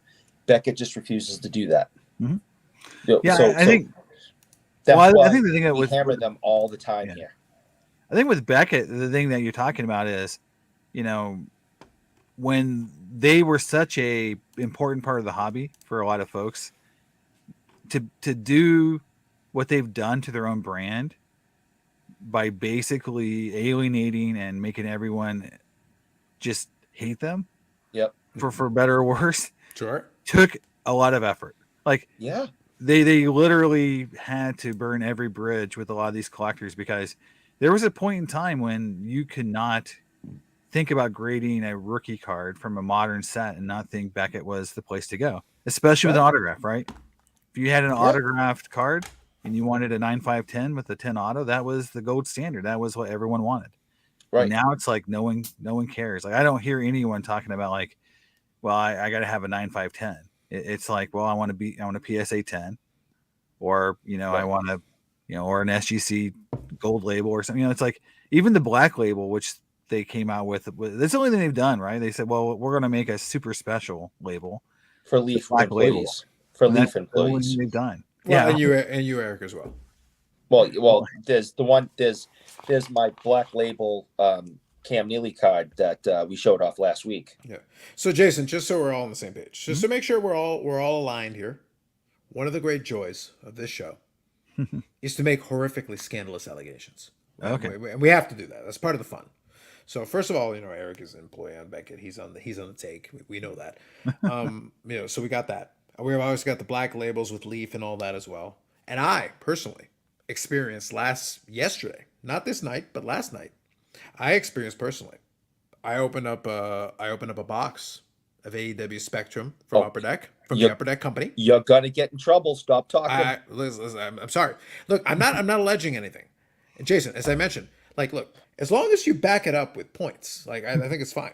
But all I'm gonna say is that I open up one box, 7 cards, and I'm just saying I happen to know an Upper Deck employee who happens to be a really big fan of one of these characters, and I happen to pull one of the cards from that character, and after which I told him, I showed him the card, and I said, "Fix is in, huh?" I got to do that just to poke a little fun. Got to have a little fun with it. Look, As an influencer, I might have gotten this. It's kind of convenient that I happen to pull a PC piece for an Upper Deck employee. Yeah. You're the new backyard breaks. Yeah. I mean, I'm sure there was a number on there that they knew what was in there, so they knew to give you that box because everything's numbered now. It not only was it directed to me, it was directed to me through someone else who gave me the box, not directly from Upper Deck, but that someone else gave me the box that happened to have the item that they liked. What are the odds of that? And it also said, "Hey, Carlos, open this one." Oh, exactly. That's the key. The key is I took the note and I said, "Okay, fine, I'll open this one." Since you insist, that's the right one. Yes, I'll open that It was one. like written in Sharpie on the box, right? Mm-hmm. Oh no! That's no. That's a Topps thing more than anything else. Yeah. No. This was all done very professionally by the printer and everything. It was all. We can cast scandalous, statements. Why not? Why don't we do that? What I love about the hobby is that it's silly enough that you can make a lot of these allegations and they seem as real as the other allegations that people talk about as being real. Now, real quick, I want to make a serious point, like kind of what you just playing off what you just said, though. The problem, look, here's the thing. I teased him with it. I had fun with him with that because at the end of the day, like it was a coincidence. Like I got the box. I got the box from a separate source, and we got but it was one of the characters that he enjoys. It was it was basically a PC piece for him. Mm-hmm. So I gave it to him and I said, we'll settle up on it later. Not a big deal. But I had to give him a hard time about it because I go, how convenient. I opened one box, 7 cards, and I happened to get one. The mathematic with all the inserts and subsets and all this stuff, like, come on, that's a bit of long odds there. It worked out. It's fine. But I just thought it was very funny. I had to give him a hard time about it. But at the same time, like, maybe and this kind of plays into your last video that I kind of referenced to you before we got started. Like, look, my thing isn't that we shouldn't call out things that I think are inappropriate. I think that's reasonable. I think that's fair. However, I think that the bar is so low, and it's interesting because Sports Card Radio themselves, who again, I like a lot of the stuff they do. I think some of it is well done, and it's a mixed bag though because it's not 100%. And in one of the recent ones they did where they flat out said like, well, we dig into it, we get a little information, we present this information, but then it's on you guys, supposedly the hobby and people who have more understanding or connection to it to then do the rest of the work. It's like, so then basically you just presented an unsubstantiated rumor based on hearsay. Like that's really basically what it is. It's like one guy told you yes, maybe offered you something, and then you ran with it. But then it's on the rest of us to debunk it or confirm it or whatever the case is going to be. Yeah, I think that type of content is, it is kind of new to the hobby. I mean, I don't think you'd say 5 years ago you would find a lot of videos that were doing that. I know those guys say they've been around forever, but their older content was like them going to shows, them posting a list of cards, them talking about different sets. So their content was a lot different back then too. So I feel like, the idea that they were doing this type of content that, 5 or 10 years ago is not really the case. My biggest issue with it is that it creates a very low bar for everyone to just say whatever they want unsubstantiated if it's something that's serious, right? Because it's hard to tell the really serious things from people who are just speculating on something that's not really factual, and it blurs the lines to the point to where people may just quit caring about anything. Like, is this a real issue or not? We don't know. We can't really tell anymore.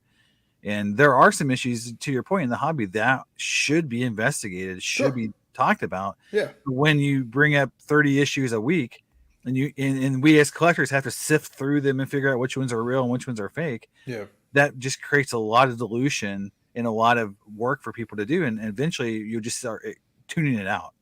And I do feel like at some point when there's 30 channels that could pop up doing the same type of content, you may just start tuning everything out because you know how much work am I going to put and effort I'm going to put into it to figure out what's real and what's not and what's not. Because I feel like that is what could happen, is where the real issues get diluted by all the non-issues that are reported with the same type of, let's say, salacious, details and fervor. Yeah. And I think, though, you touched on the key point there at the tail end was specifically that you do, when you throw enough stuff at the wall, at a certain point, it's like, okay, so now we have to figure out, okay, which one of these things are what thing I should care about? Like, which one are the most relevant items that I should really be concerned with that are a legitimately big issue, not just you're claiming it's a big issue, like it's actually a big issue that we need to deal with. Yeah. Versus like you're just saying it's a scandal, you're saying it's an issue, but like, okay, but they don't care. Right. And I had that with when I was watching a lot of the stuff where, look, they did the thing with where Panini, and they were able to find with some breakers that found out that the stickers, they were able to pinpoint more or less with reasonable certainty which ones had the kabooms, the case hit, so to speak. Yeah. And I'm sitting there like, okay, so how's that different from before? That's happened a lot. There's been different indicators. Sure. Even forget about everything else. And I mentioned it, like, okay, 86 Fleer. When the 86 Fleer box was opened by Whatnot, and people were questioning if the 86 Fleer, poll was correct. Why did they do that? Because the correlation pattern in the packs didn't match up with what was established and known. Why did they know? But did Fleer in 1986 give us this information? They did not. People opened the boxes and packs and ascertained that there was a correlation pattern. In the 1980s in baseball, there was a correlation pattern. Are you trying to say that not every card in the pack should be a Johnson? Perhaps not. Really? Apparently, yes. It should not be in alphabetical order. I think that is established pretty well. Yeah. Yeah. But I mean, I remember for years, like when. But to be clear, the manufacturers didn't give us that information. Yeah. People opened the boxes and the packs and the cases and have determined that over time. Yeah.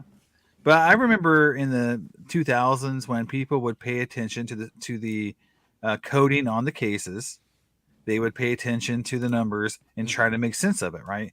And I do know that there was people out there who came up with ways to determine, what could be in the box. Like Exquisite was one of them. Mm-hmm. That people would pay a lot of attention to the serial numbers on the cases and boxes because they thought that indicated what could be in the product. I think that's been around forever. Maybe just not as public as with the social media we have today. If those would have been publicized back in those days, we probably would have learned more about how people were cherry picking boxes back in the 90s. I feel like this stuff isn't really as new, but anytime it comes out now, it's always going to be a major event because it just creates a lot of people views, because the parroting of content is also very interesting to me. Because you mean when we get one video, we get a similar video almost at the exact same time, and another one? And the funny thing about it was because I noticed it because I did a video where I said collectors should share some blame for some of the issues in the hobby, and all of a sudden, like I'm seeing like people talk about it in other people's videos, and I'm like, but they didn't name my channel. They're like, people are talking about how collectors are to blame for the current situation. I'm like, that's not where I was talking about, but from other channels, and you could just see where if someone has in Sports Card Dad talked about it a little bit, you can see where as soon as someone brings a topic up or there's a video about something, everyone just kind of says, well, here's some easy content I can do. Here's a news day. Like you'll hear breaking news, all of a sudden it's on 10 channels. It's literally the same. PSA changed the prices like 45 videos later. There's and to me that's just where that becomes I don't do that kind of content because I just know someone's going to beat me to the punch, and who's going to come to my channel to look at the PSA pricing update when 20 other guys have done that before I could get home from work. So it's a very interesting time period for content. I think it's going to morph. People who have some creativity are going to probably hopefully gain some followers, and channels who just parrot or do these kind of like issue of the day videos, maybe that content doesn't gain as much followers in the future, but right now it's what's popular, right? they wouldn't be doing it if it wasn't popular. Well, okay. So actually, you're bringing up a very good point that I think you're the proper person to have this conversation with. I think that'd be fun. I think it'd be a good question to have because you did the video where you talked about kind of your own channel. You did a little bit of self-reflection, and that was, I think, one of the earlier videos that I caught on of yours that I appreciated, that I enjoy. I enjoy the self-reflection because at least you're thinking, and that always to me is a good thing. I think it's a good thing in general. Yeah. History though keeps telling us, and this is always something that I've discussed with folks, and I've been very transparent about it. Like, look, a lot of these dramatic videos, the reason they can double, triple, quadruple up on the same video over and over and over and over is because it works. Yeah. You it go works. watch the views. Like, I know this, and even the one you just talked about a moment ago. I've done a couple of those, PSA price decrease or SGC price decrease, but I've been able to get to it fast enough. Well, here's the thing. Here's all I know. Forget about everything else. I've done a lot of videos that I'm very proud of, that I think are very thoughtful, that I break down something or come up with an idea or whatever. And they get watched, and my channel has grown over time, and I'm very happy with it. But guess what? The PSA price decrease video or the SGC price decrease video, I can get more views in an hour and a half than those other ones will get in a day or two or 10 days or 50 days or whatever, 100 days. And that's just facts. The numbers will bear that out. So, like, the audience is voting with its views, so to speak. Yeah. And it's telling you, like, oh, we want this. Even if you do it 550 straight times, like, it'll work. Now, kind of playing into that video that you did, the self-reflective video. Is it one of those things where I think a lot of the more, more collector-based or thoughtful channels, like, we kind of have to accept that there's going to be a limit. There's a certain audience for it, yes. And then after that, it gets, like, you're going to have to sensationalize it or just accept that this is the limit. Maybe it'll grow over time, but it's going to be a little bit here and there, but that's about it. Yeah, and that's what I talked about in that video. I said I had done some different things. I tried some different techniques, and I'd done it I did some sensational videos. I'd done, where I did one where I tried to turn heel a little bit, where I said, I try to do some like woke is bad video. Just try to, see what would happen if I try to turn heel on my channel. Would that actually grow faster if I just said, I made fun of Marvel cards for having like two not sexy enough images on them like they used to. I was trying to make fun of that. And, what I found was by doing all those different experiments that really the limit to my channel was me, that I'm only going to grow as far as I can entertain people and communicate well. I'm the person that's going to create the content, and I'm going to make the communication piece. And if I don't do it well, compelling, entertaining, and intelligent, it's on me. It's not anyone else. And if I can't do it well, then I have to really look at myself first. It's not the audience. It's not other people. I'm not presenting information in a way that people care about. So that's the first place I have to go to look to make my channel grow faster, is I have to do it better. Now, there's a limit to how well I can do this, because I'm not going to become a hugely entertaining person overnight. I'm not going to change my personality. I'm not going to change my experiences or how I communicate very easily. So that's going to be my limiting factor. So that's the first thing I really figured out was, it's not just about the content, or it's not about your cameras, or it's not about, your snazzy intro music or whatever. It's about you as a content creator and how you communicate to your audience. And that's going to grow your channel fast, because there's people out there who just are more popular because people like them better. They communicate better. They have more entertaining style of prose, and that's just how the world works. If you try to fight that, then you're just going to lie to yourself. You're just going to say, well, it's kind of that we make excuses and say everyone's out to get you kind of videos, or like, it's unfair. No, it's you. Like you. In fairness, everyone's out to get Eric. He's been stating this forever. Well, That's been his claim for quite a long time. I just think your philosophy of doing a YouTube channel involves way too much effort that I refuse to put in. Because I just think this whole thing is stupid. I think I'm stupid, and Carlos is stupid, and Bobby. Well, I is agree stupid, with the previous statement stupid. that you stated. Brad is like super stupid, and everyone that's watching this crap right now, including Name, is even more stupider and more dumber. Stupider is important. Stupider and more dumber than that. So, and they keep coming back and watching this crap. Well, I think the one thing though is that every channel who's grown well on YouTube has found their own voice and their own way to communicate with the audience they have that's You allowed them just to heard grow. mine. Yeah. Yeah, And that's it how I works, communicate. right? But it works. Yeah, they're And a I bunch think of that's the thing. stupid heads. Yeah. But it works. And I think that's what, for me, I have to find that way to connect with my audience or the audience I want to grow. And until I get there, I'm not going to, grow to the level that other people have. But it's not the fact I can't do it. It's just the fact that, it's going to take time and it's going to be, my own journey. Every channel and every person has their own journey to get there.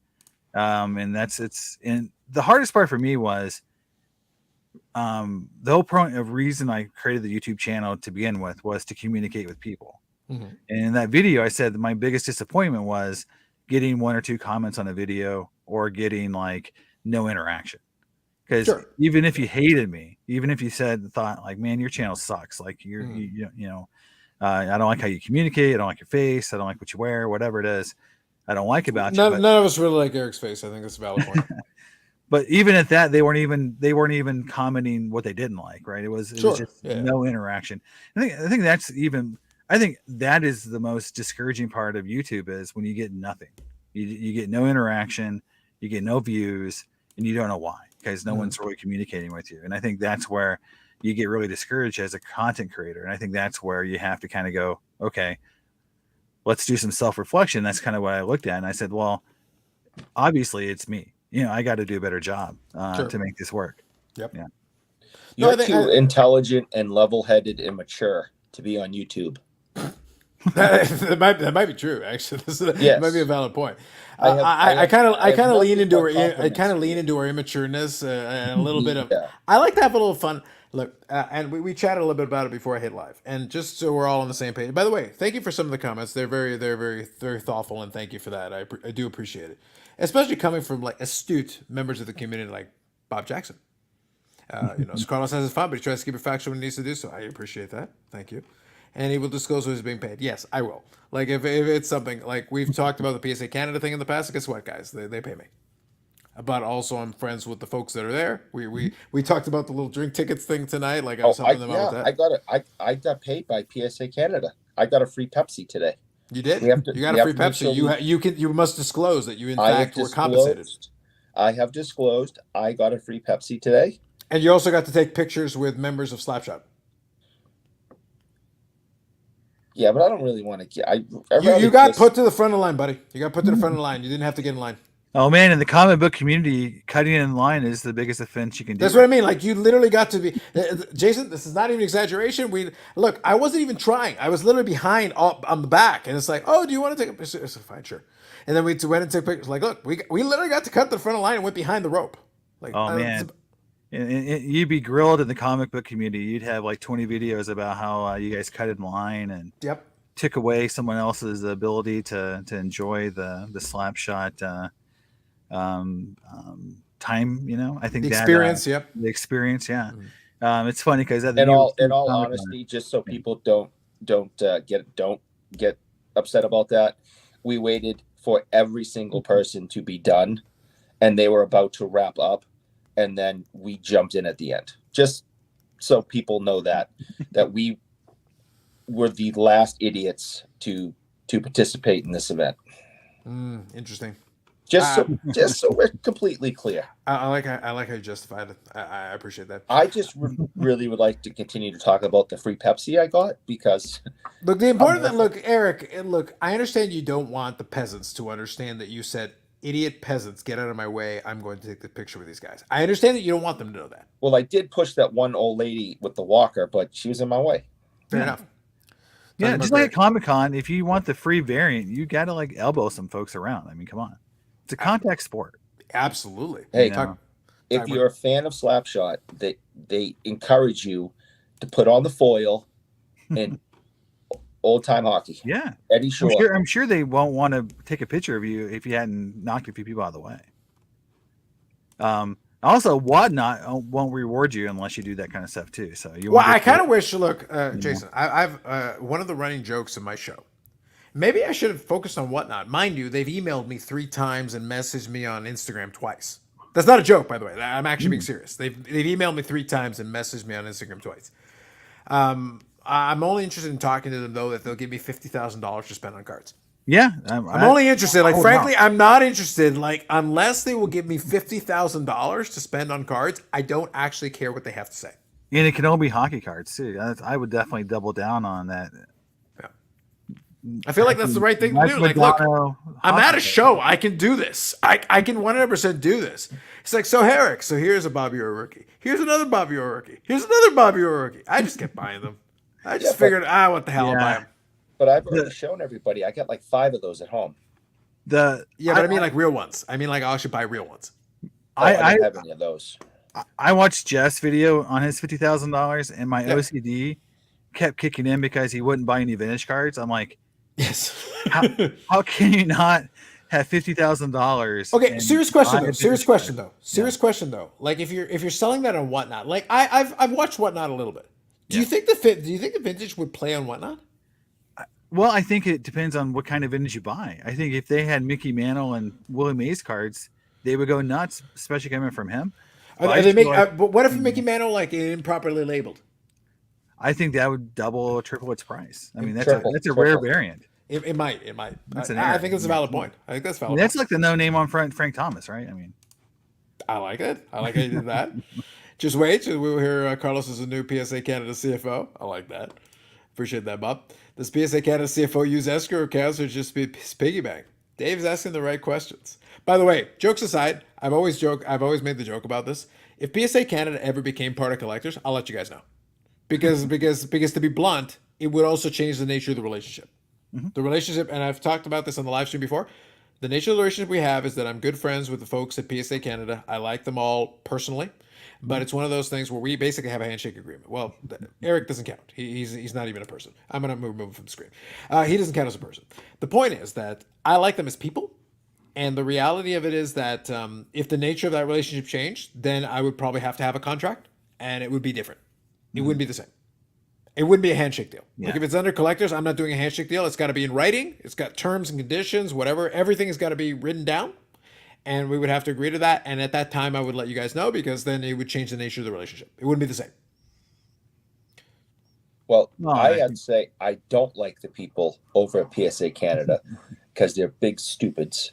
And now that I've met Sherry, I realize that she's even a bigger stupid head for Mary and Brad. Interesting. That's an interesting angle to take. The company you keep, and she's even a bigger stupid head than he is because why in the world would you marry him? Interesting. You know she can also kick your ass, right? Oh no, with ease. She would beat the living hell out of me. Yeah, there's like a long list. You basically are making a lot of enemies. Is your plan? Do you think you can actually get out of the country fast enough to evade your enemies? No, not anymore. I run with a limp. Interesting. If you're hip checking relationship on the way, do you really want what you're trying to get to? Bob's got the right attitude. I like that. Mark Andre Fillery has been a brick wall tonight. Thank you, Bobbles. Appreciate that. I see nearly 2 Pepsis with the much fast food. Facts. Hey, Carlos, just tuning in now. Where's Bobby? Bobby, I think is off right now. He basically lives close enough that he drives over. So I suspect he's probably back at home. So it's one of those things where I'm kind of in that middle ground where I'm far enough away where it's easier for me to go to the hotel. That's kind of the angle. Working on his app. Well, yeah, the one he's never going to let you have access to. Yes, that one. Oh my God. I kid you not. We'll have it for like 5 years and we'll get to it. No, I walk in the show the other day. He's one of the first people I see, right? Bobby, hey, how you doing? And we're talking and all that. Takes his phone out and he's just like, oh, look at this, hit this button. He has the beta on his phone. Yeah. And he's just pressing the buttons and, hey, what if I did this? And he's basically has the whole thing going on his phone and he's just poking the bear. And it's like, I just drove 12 hours for this. I almost took his phone away and threw it against the wall. I think it's fair. Sorry, I was just quickly responding to that. Okay, done. Yeah, but I think it's kind of funny that I think that'll be the gift, the comedic gift that keeps on giving. I think that's gonna be a fun thing for us to get. It's like, we're just gonna drag that one Yeah. out for a while. I think it's gonna be Yeah, fun. I'm like, you have got to be kidding me. He's just sitting there playing with it. Going, oh, No, look at he's just this. screwing with you. Look, there'll be a point where we'll all literally be playing with the app and just to be like, so when's the app coming out? Later. Don't worry about it. Don't even worry about it. But yeah, no. What I'll say is this. Also, kind of playing back into what we were chatting about, is that yeah, no. As pertains to it, Jason, it's going to be interesting going forward. That right now we're in an interesting spot where as things get quieter, I'm watching and I'm enjoying the amount of people that have like the amount of like shameless sponsorships and comments and everything they're like playing into. They're like squeezing every.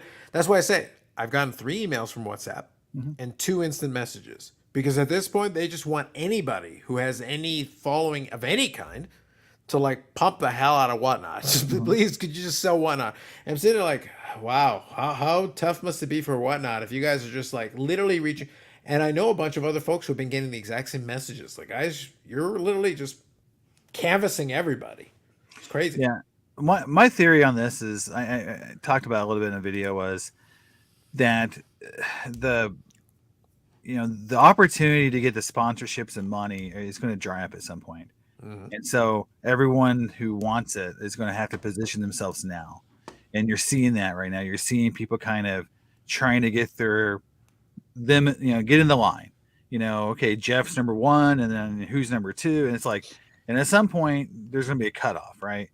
Where, if you're not number 10 or 15 in the line, then you're not going to get the Fanatics support. You're not going to get this support. You're going to be further down and not get the money that everyone else is getting. And I feel like you're seeing that with everyone in their and how they're trying to line themselves up with the different sponsors, with Whatnot, and eventually, Whatnot's money is going to run out. Like they're not. If you ever go on Whatnot and look at what's being sold on there, there's rooms of 3 to 4 people. I mean, and it's almost like a card show from the mid 90s when you'd show up at a Holiday Inn and there'd be like 4 tables and like 2 guys walking around trying to buy 90s upper deck cards. It was very sad during that time period. And it's it feels like that a little bit on Whatnot. And I feel like, but you're seeing that with the influencers and the people who want to have this be a career. I want to where a majority of my income is coming from talking about sports cards, but there's only going to be like 10 or 15 people who may actually ever be able to do that. So I got to position myself, have my content align with what these people want so that I can get that spot. And I feel like that is something. I'm not going to name any names because I don't want to out anybody, but Tim and I have a good friend that has done a lot of business on Whatnot over the last year. And at one point, during the boom, he's making $3,000 a night. And the other night he made 0. I've heard that a lot. Because people aren't spending what they used. And I'm hearing on Whatnot what's happening is that unless you're selling at a severe discount, you can't get anyone to. People aren't spending what they used to spend.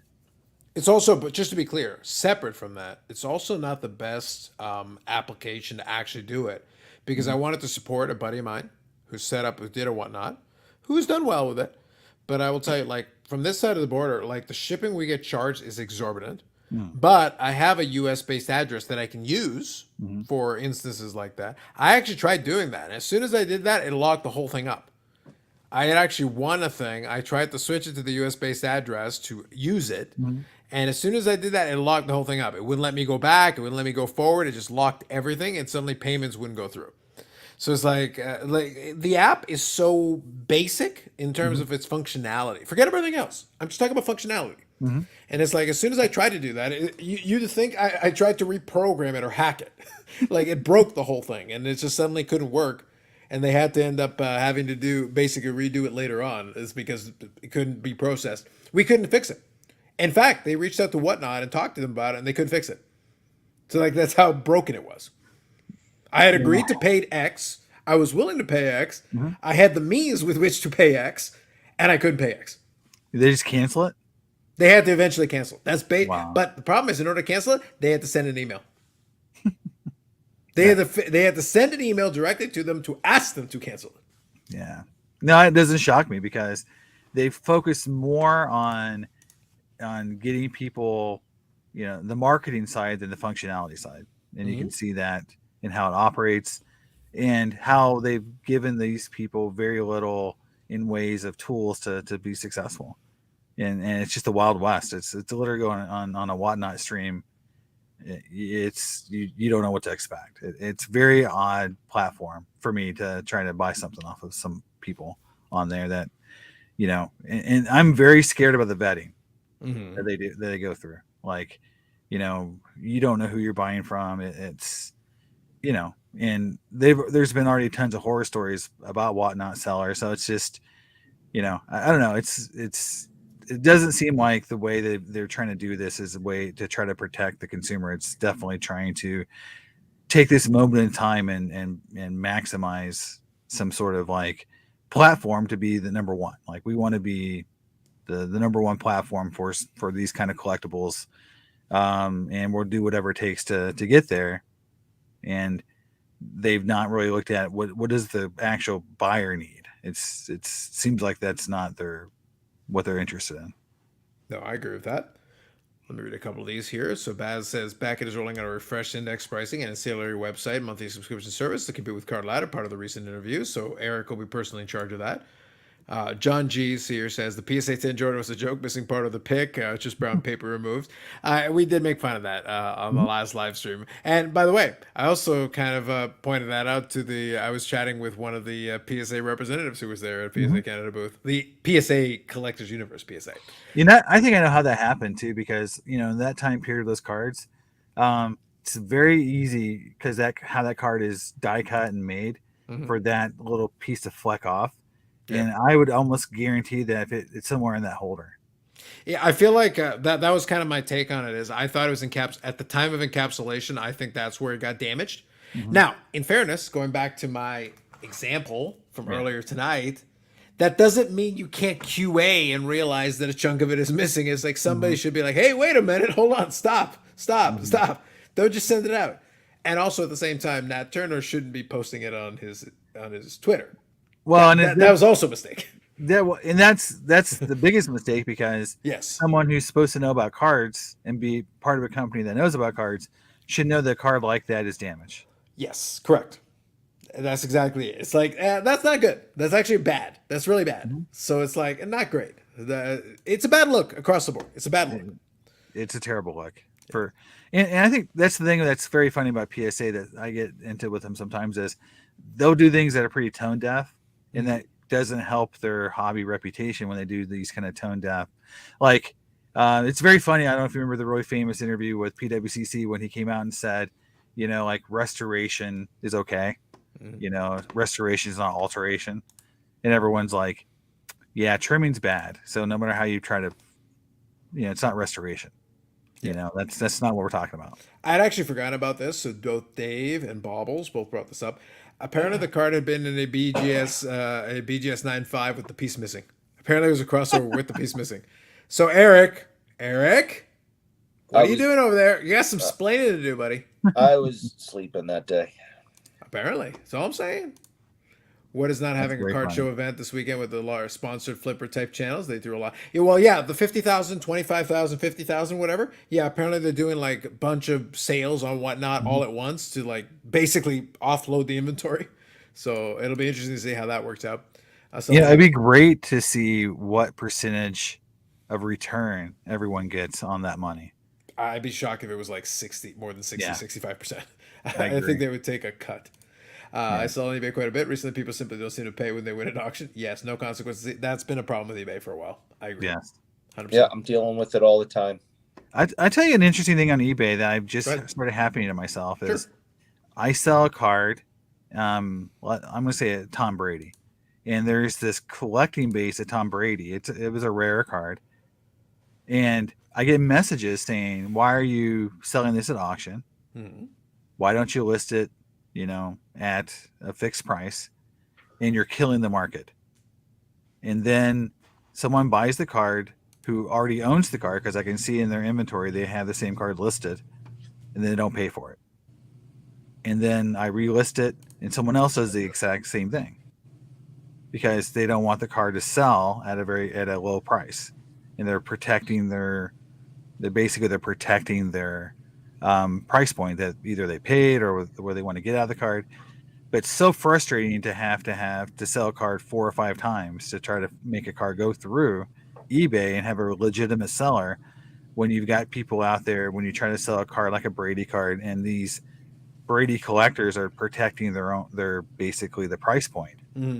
And the price have fallen, right? I mean, you can't go and sell the card what it was selling for in April of this year, but they're still trying to prop it up by shill bidding and then not paying.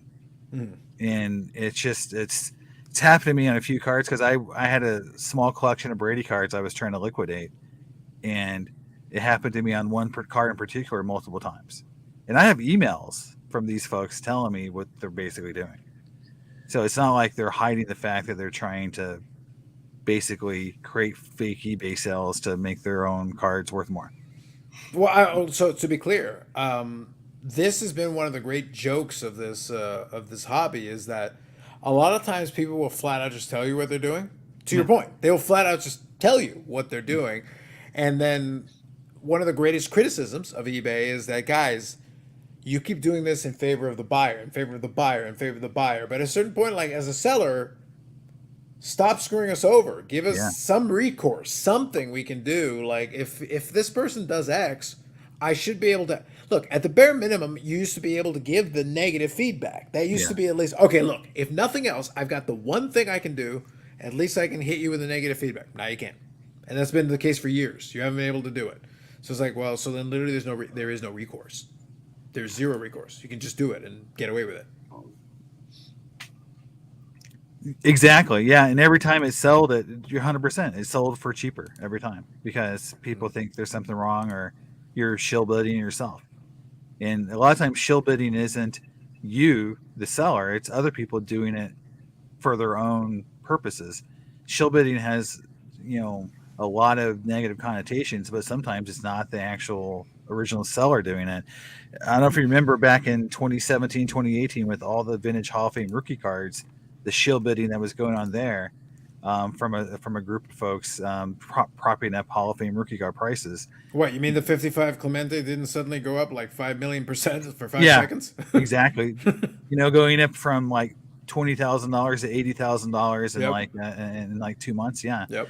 But it was a group of people, and this is what's really, and I've talked to some dealers about this, and because they understand the market really well for these kind of rare cards, they'll tell you that if 2 to 5 people come into the market, it'll spike. Yeah. All it takes is 2 to 5 people. And if you think about it, like right now I'm dealing with Griffey cards. I'm buying a lot of Griffey cards. That's what I've been focused on. I do know that there's 2 or 3 whales that just entered the market, and all of a sudden Griffey cards are now bringing record prices. The rare, hard to find Griffey cards. It's because 2 or 3 new folks entered the market, and they're all buying the rare, hard to find ones, and they're setting records. As soon as those guys get their cards, what's going to happen? The market's going to go back down to what it was, a year ago or 6 months ago, right? That's the thing that people don't understand, is that all it takes is 2 or 3 people to really cause a market to spike, especially when the cards aren't that easy to find. When you only see 2 or 3 sell, a year, those guys need them, and those are going to set record prices. As soon as they have them, the next time that card comes up, it may bring 60% of what it brought the first time, or when they bought it.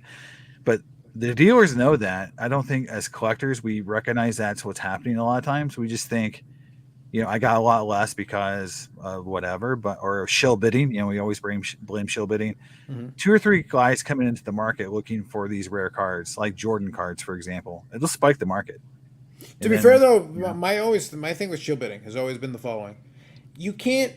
Well, you could, if the platform was committed, they could probably reduce it. They could do things that would help. But like as a buyer, the shill bidding thing is mitigated if you use proper sniping. Because it's like, well, you can't shill somebody if you don't know what their bid is until the last possible second. You can't like do the little tup tick, slow uptick. That eliminates that portion. That takes that tool out of the toolbox. Like you can't do it if you do it like 4 seconds left. I'm sorry, you're not going to get a chance to do that. Play that game with somebody. It mitigates it. It doesn't eliminate it, but it mitigates it. I wish eBay would just make that an option. and actually put it into their own bidding pattern to say, I want to make my bid at the last second. But Yeah. they don't want to do that. I'm sure they think it hurts their overall monetary. And it would. Honestly, it would. Yeah. Because you only But- get one crack at it. You can't like change your mind and have FOMO and suddenly try it again if you're literally Exactly. doing it at the last moment. Because that's what they want you to get into a bidding war, right? They want Yes. you to go back and forth and drive the price up. But it definitely they could definitely do a much better job of looking at the bid patterns, because I do know like guys like I know PWCC and a few other auction houses. They look at that bid pattern and they definitely will start flagging if something looks very shady. Now whether or not they do it for every auction they know of, and we've had some things come out saying that they definitely email folks sometimes. We've seen that, so don't know if to take it 100%, but they're trying to figure out patterns. eBay used to have this thing where I don't know if you remember, where if someone bid on a card in these increments, they immediately got flagged as a potential shill bidder. I've heard that's gone. That if someone just bids in dollar increments and keeps driving that card up 25 bids in a row, Yeah. it used to be where at some point eBay would step in and actually, because they had a bot running a program and saying Well, I think one of the bots got to Eric. That's kind of what happened there. Yeah. The Canadian secret police are on to me. Don't blame the Canadians, Eric. Well, you've got technology problems. They all know the time. that they know that I broke the restraining order today, and You did. and they're out to get me. Wow, everyone's out to get you, Eric. Yeah, I traveled to That's Canada true. during COVID, and the funny thing is, when I went across the border, we were met with guys with machine guns. So this very angry Canadian police, because They were Nerf guns. They were Fair. Nerf guns. They we don't. we didn't have all of our paperwork. That was why they're very angry. Eric, don't worry. On the way back, got it. I'll find some of those guys with Nerf guns if you want to test them. Go ahead. But But the thing those was, are the Americans. They have real guns. But Yeah. the thing what's funny about it was the same guy that we met at the border showed up at our hotel to check Really? on us, to make sure we were there. Yeah. Nice. They were very concerned with us. So I felt like I was very safe in Canada the entire time I was there. Because you were being watched. We were. They were watching us for sure. Well, the thing is, Eric, you were being watched too, but they just got bored. I'm not very exciting. No, you're not. I think that was the issue. The issue wasn't that they weren't watching. The issue was boredom. And at that point, it's like, But it is what it is. I Albert, did. good evening. I did spend a great deal of time with my good friend Marcel Deon today, and his daughter Lisa, and we had a good time hanging out for a bit, and then the police came and beat me about the head and face with their batons, and threw me in a Canadian jail, where I was constantly told that the police were very sorry for arresting me, and they made me play 18 holes of golf. See, that's the problem, is that they didn't send you to the good one. I'll have you sent to the good one next time. That won't be an issue for you. So yeah, so I did, so I know my mother's watching probably, and she doesn't like to hear the fact that her baby got arrested today, and it was put through this horrible situation here in Canada. But I'm doing okay, and I came out even stronger. So the important thing, Jason, is that we always, one of the running jokes is that Eric always tries to downplay the Canadian thing, and then I always remind him that I'm not actually Canadian. I'm a Canadian citizen. Doesn't count. Mm-hmm. I'm half Colombian and half Panamanian. It's like, don't worry, we don't have that problem. I didn't get the memo of being nice. I didn't get that memo. It's not a problem for me. No, he's definitely not Canadian. No, not at all. He does not know the word sorry. No, I don't. Even when I should say sorry, I don't. No, Even when I should, I don't. that is true. So John G. says, yeah, I'm familiar with Dan the Card Man, I know. Look, man, when it comes to a lot of the PSA things, it's funny because, so I'll quickly touch on this. I want to kind of also touch on this, but also I want to play into one or two things more, Jason, and then we'll wind her down here in a second. By the way, Jason, thank you for joining us. I really do appreciate it. It's been a lot of fun chatting with you, and hopefully we'll have you on again and get a chance to chat some more. So because I enjoy your take, and I enjoy a lot of your background and a lot of the history that you can bring into it as well. Because look, I'm familiar with a lot of this as well, so it's good to have another voice that can kind of, hey, by the way, I lived through that as well. Well, thank you. I appreciate it. It's been great. I love it. Absolutely. So just kind of playing into this point though. So yes, I am familiar with Dan the Card Man, and one of the things that I think is very important is that great. In contrary to what some people may believe, I have no problem critiquing PSA when it deserves critiquing. And the reality of it is that I think people like the idea that Nat Turner personally decrees that he will get tens. I think people underestimate there is an element of incompetence at all the third party graders where you will find examples where they've basically fucked up. And there will be some bad cases in all cases. Now, the key is you got two parts, okay? So let's say we play with the idea that Nat Turner specifically gets preferential treatment. Okay. So you need two things to happen. Number one, he needs to submit it, but number two, we need to tell the grader that it's his. Because if you think about it because people forget that the graders themselves get box after box after box of cards. It's basically an assembly line. The cards are supposed to go through. There are businesses, and I'll give you a quick analogy from my past life. I used to work in a call center, and part of my job was to be escalation. Now, I was technical support escalation back in the day. I know, shocking, but true. But there were several levels. There was basically the escalation that I did with the peasants, basically Eric. And then there was escalation for VIPs. And that went to one specific line in one specific phone that was over in that section over there. And there was a very specific group that dealt with that. So if that phone goes off, that's the VIPs. So you know exactly what the situation is. They're dealing with that specifically. Everybody else goes in the regular escalation queue. So there's a difference, discernible difference. If you're saying that Nat Turner gets preferential treatment and he gets tens just because he's a CEO of collectors, okay, then that means that grader not only gets the box that he normally gets with the little code on the outside of it that's just a code, it's just a number. It also says this is Nat Turner's, don't fuck it up, give him a 10. Well, then the problem is, if you go to Nat Turner's PSA registry, there's a PSA set registry that's like Michael Jordan cards. Nat Turner has PSA 4s on that. He should probably get those redone then. He's also got 6s, he's got 5s, he's got 3s, he's got a 4, a couple of 4s, a couple of 6s, a couple of 7s. He should probably get them all redone. But that's why he doesn't, because he can then point to that and say, look at this set. But the key though is that no one actually looks. Like, to be fair, no one looks, and he doesn't cite it. But it's there. I've seen it. I've actually went to look at it. But again, assuming, and I'll make actually a separate point from that first one for the hell of it. Separate point. Okay, so let's say he gets tens. Let's use the luminescence, the infamous one with the piece with the chunk ripped off. Okay, cool. He got a free 10. So what? Here's why I'll say that. Okay, so he got a free 10. Cool. If he ever goes to sell it, the person who's going to look at it goes, there's a chunk of it missing. I don't care if it says fucking 10. Who cares? Like, it's not a 10. I'm sorry, there's a chunk of it missing. But it says 10. Like, I don't care. Literally, there's a piece missing right there. Like, I can physically see it right on the front of the card. And I remember specifically... You can make it 11. You can make it a 12 if you want. It makes no difference. And I remember specifically asking you last week if somehow a mistake could be made, if it was cut clean. But I think we looked at it as close as we could. Yeah, we had it zoomed in.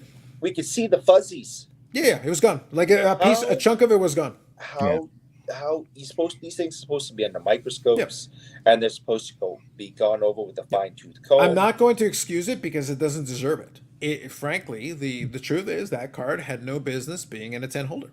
Period. End of story. It's period. End of story. Missing. It's a 1. Yeah.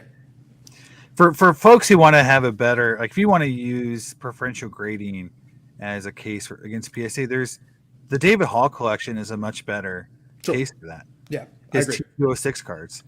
That you can look at every one of those and figure out, that basically those were overgraded, but they were graded basically. They were David Hall's cards. The owner, the president of PSA, started PSA. First cards, almost generally all of them were very early in PSA grading, right?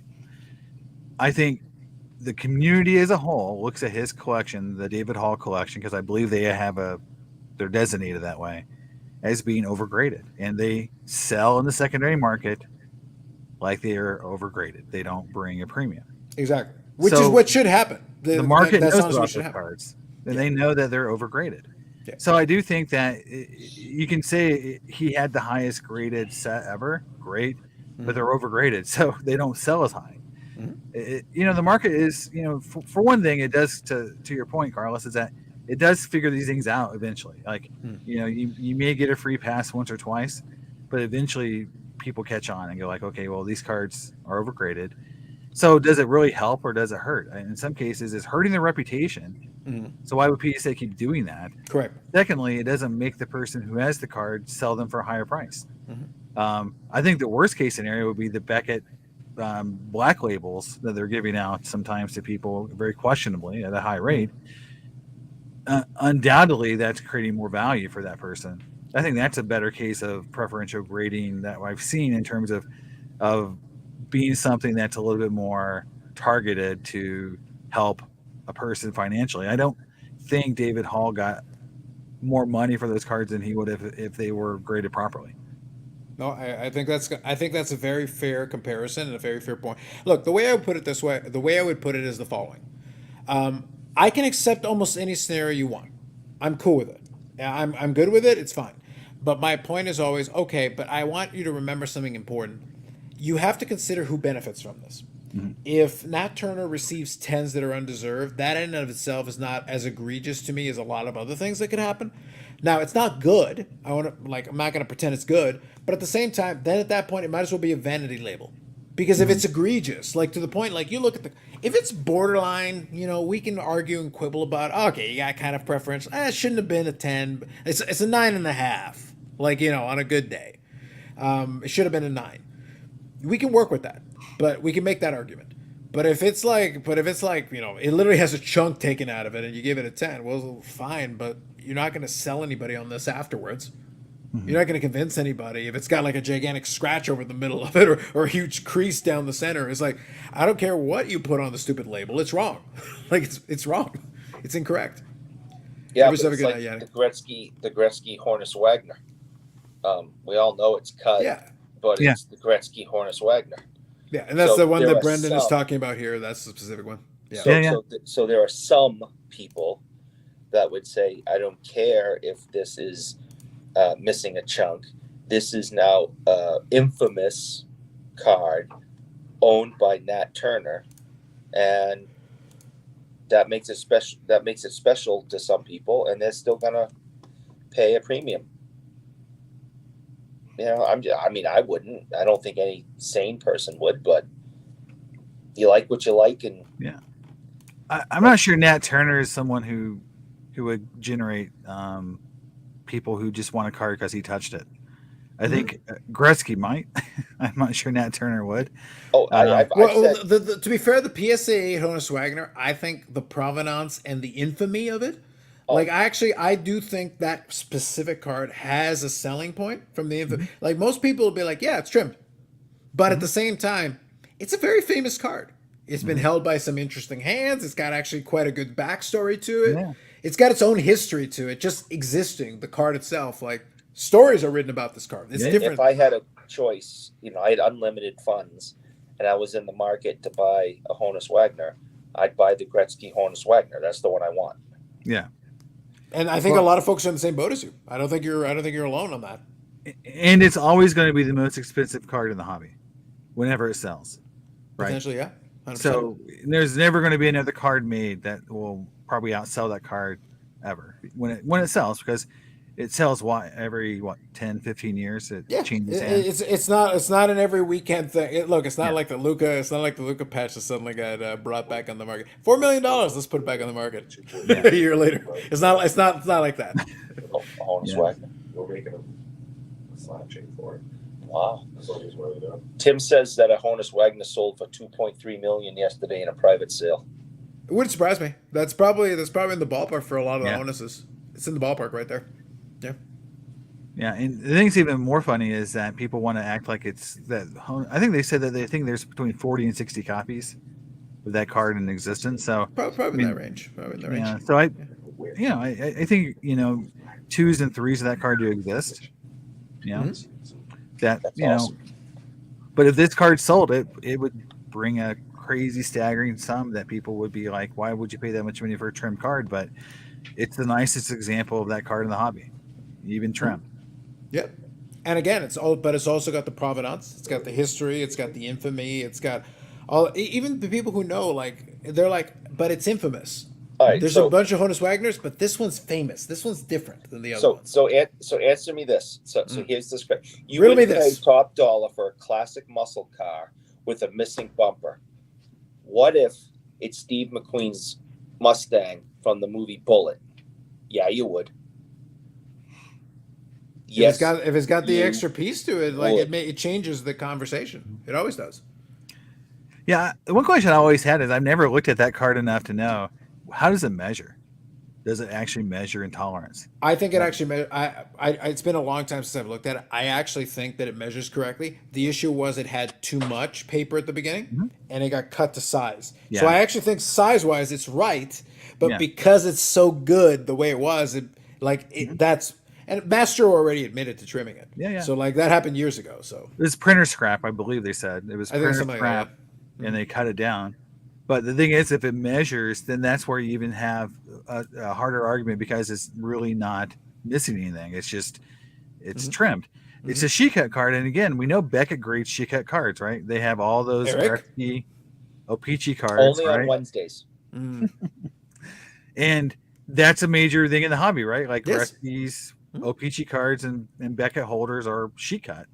If they're high grade, PSA doesn't do it, but then they allow this card. It kind of creates a little bit of dissonance in their enforcement of that rule. But it's something that in some areas we allow sheet cut cards because PSA will allow sheet cut cards if it has the original outline of the card, right? You've seen, where you have to have, that card to be, in a certain cut framework for them to accept it. So I don't know. It creates a lot of questions, but I do think that the Wagner card is the alpha and omega card in the hobby. It's hard for another card to ever beat that card in terms of value. I agree with that. But I think it also kind of playing to your point, though. It's one of the great. Okay, so we chatted about beforehand. Like I said, I have some would argue cynical view, but at the same time, I feel like is in a realistic, appropriate view of the hobby. I don't take it too seriously, but I also kind of understand what we're dealing with. When it comes to that Wagner, when it comes to a lot of the circumstances around it, the fact it was the first PSA graded card, the fact that PSA was the first still existing third-party grader that kind of helped to launch that genre of things. It really got it going. It's kind of the hobby's original sin as far as the third-party grading thing. And the thing is, we've never really looked past it. We just kind of like ignore. It's like I don't want to even say we ignore it because a lot of longtime hobbyists like we know. We're aware. Like, we know this. And yet we play into it anyway. We kind of just roll with it. So be it. It's the epitome of the hobby. When I said that we're hypocrites, Yes. it's the first hypocritical card that was ever, that solidified the fact that the hobby's hypocritical. Yes. Like, we think that card's trim, but we're still worth a boatload of money because it has a lot of history and value and provenance. So, yeah, it shouldn't be in a holder, but it is, and we're okay with it for the most part as a hobby. Carlos, you saw the message, and I don't want to get grounded. So I want to say goodnight to my mom. I'll be home Monday night, and to be back with my wife, my daughter, and my mom. And I don't want to get grounded when I get home. So my mommy told me I need to go to bed now. So I'm gonna follow directions so I don't get in trouble. Absolutely. Sounds good. All right. So you do that, you're going to get grounded anyway. But I'm glad you did that. And then we'll wind her down here. By the way, guys, if you got any last comments here, feel free to throw them in. I'll read a couple of these comments to get caught up. There's a couple of things I'm going to finish up with Jason. We're going to send Eric to bed so that he doesn't get grounded. We're going to make sure he gets grounded anyway. Just to be clear, we're going to make sure he gets grounded. I don't want to get grounded. He's going to get grounded. It's going to have to happen. All right. So It's your fate in life. Live with it. that's true. Jason, I hope to see you again. Hey, thanks, Eric. I really appreciate the talk. All right. I'm out of here. Have a good night, boys. Take her easy. Have a good night. All right. Later. I'll take you off there. All right, let me read a couple of these here real quick. And, yep. I want to buy the graded 48 leaf authentic auto of Jack Johnson. That card is famous. Fair enough. Unfortunately, there are lots of T206s that have seen the cutter's knife like the 5 and 6 and 7 holders. That's very true, Dave. True. I agree with that too. T206 Hall of Famers have gotten thinner as time has gone on. Before the internet, there was the Wagner population was around 20. I might have agreed with you. Let me see. Before the internet, when the Wagner population was around 20, I might have agreed with you. The thing is, the amount that was out there was the amount that was out there. Before the internet, we didn't know about as many as we know about now. Yeah. That's really the big differentiator with that. It's the name, absolutely. Milk and cookies, love it. Sounds good. Cool. So there's two things I want to cover. Then if you guys want to get any last comments, throw them in there, and we'll wind her down here. So two things. So Jason, first, thank you for joining us. I appreciate thank your conversation, and I'll certainly invite you back again. I think it's been a lot of fun. I've enjoyed it. Now, can you tell the people a little bit about your channel? Obviously, it's Cards and Comics. Sure. You got the hat on. The branding is on point. By the way, I do appreciate the branding. The branding's on point. So we got cards, we got comics, but what specifically? What do we expect on your channel? What do we see? Sure. So, I do some videos. I have some like things I talk about.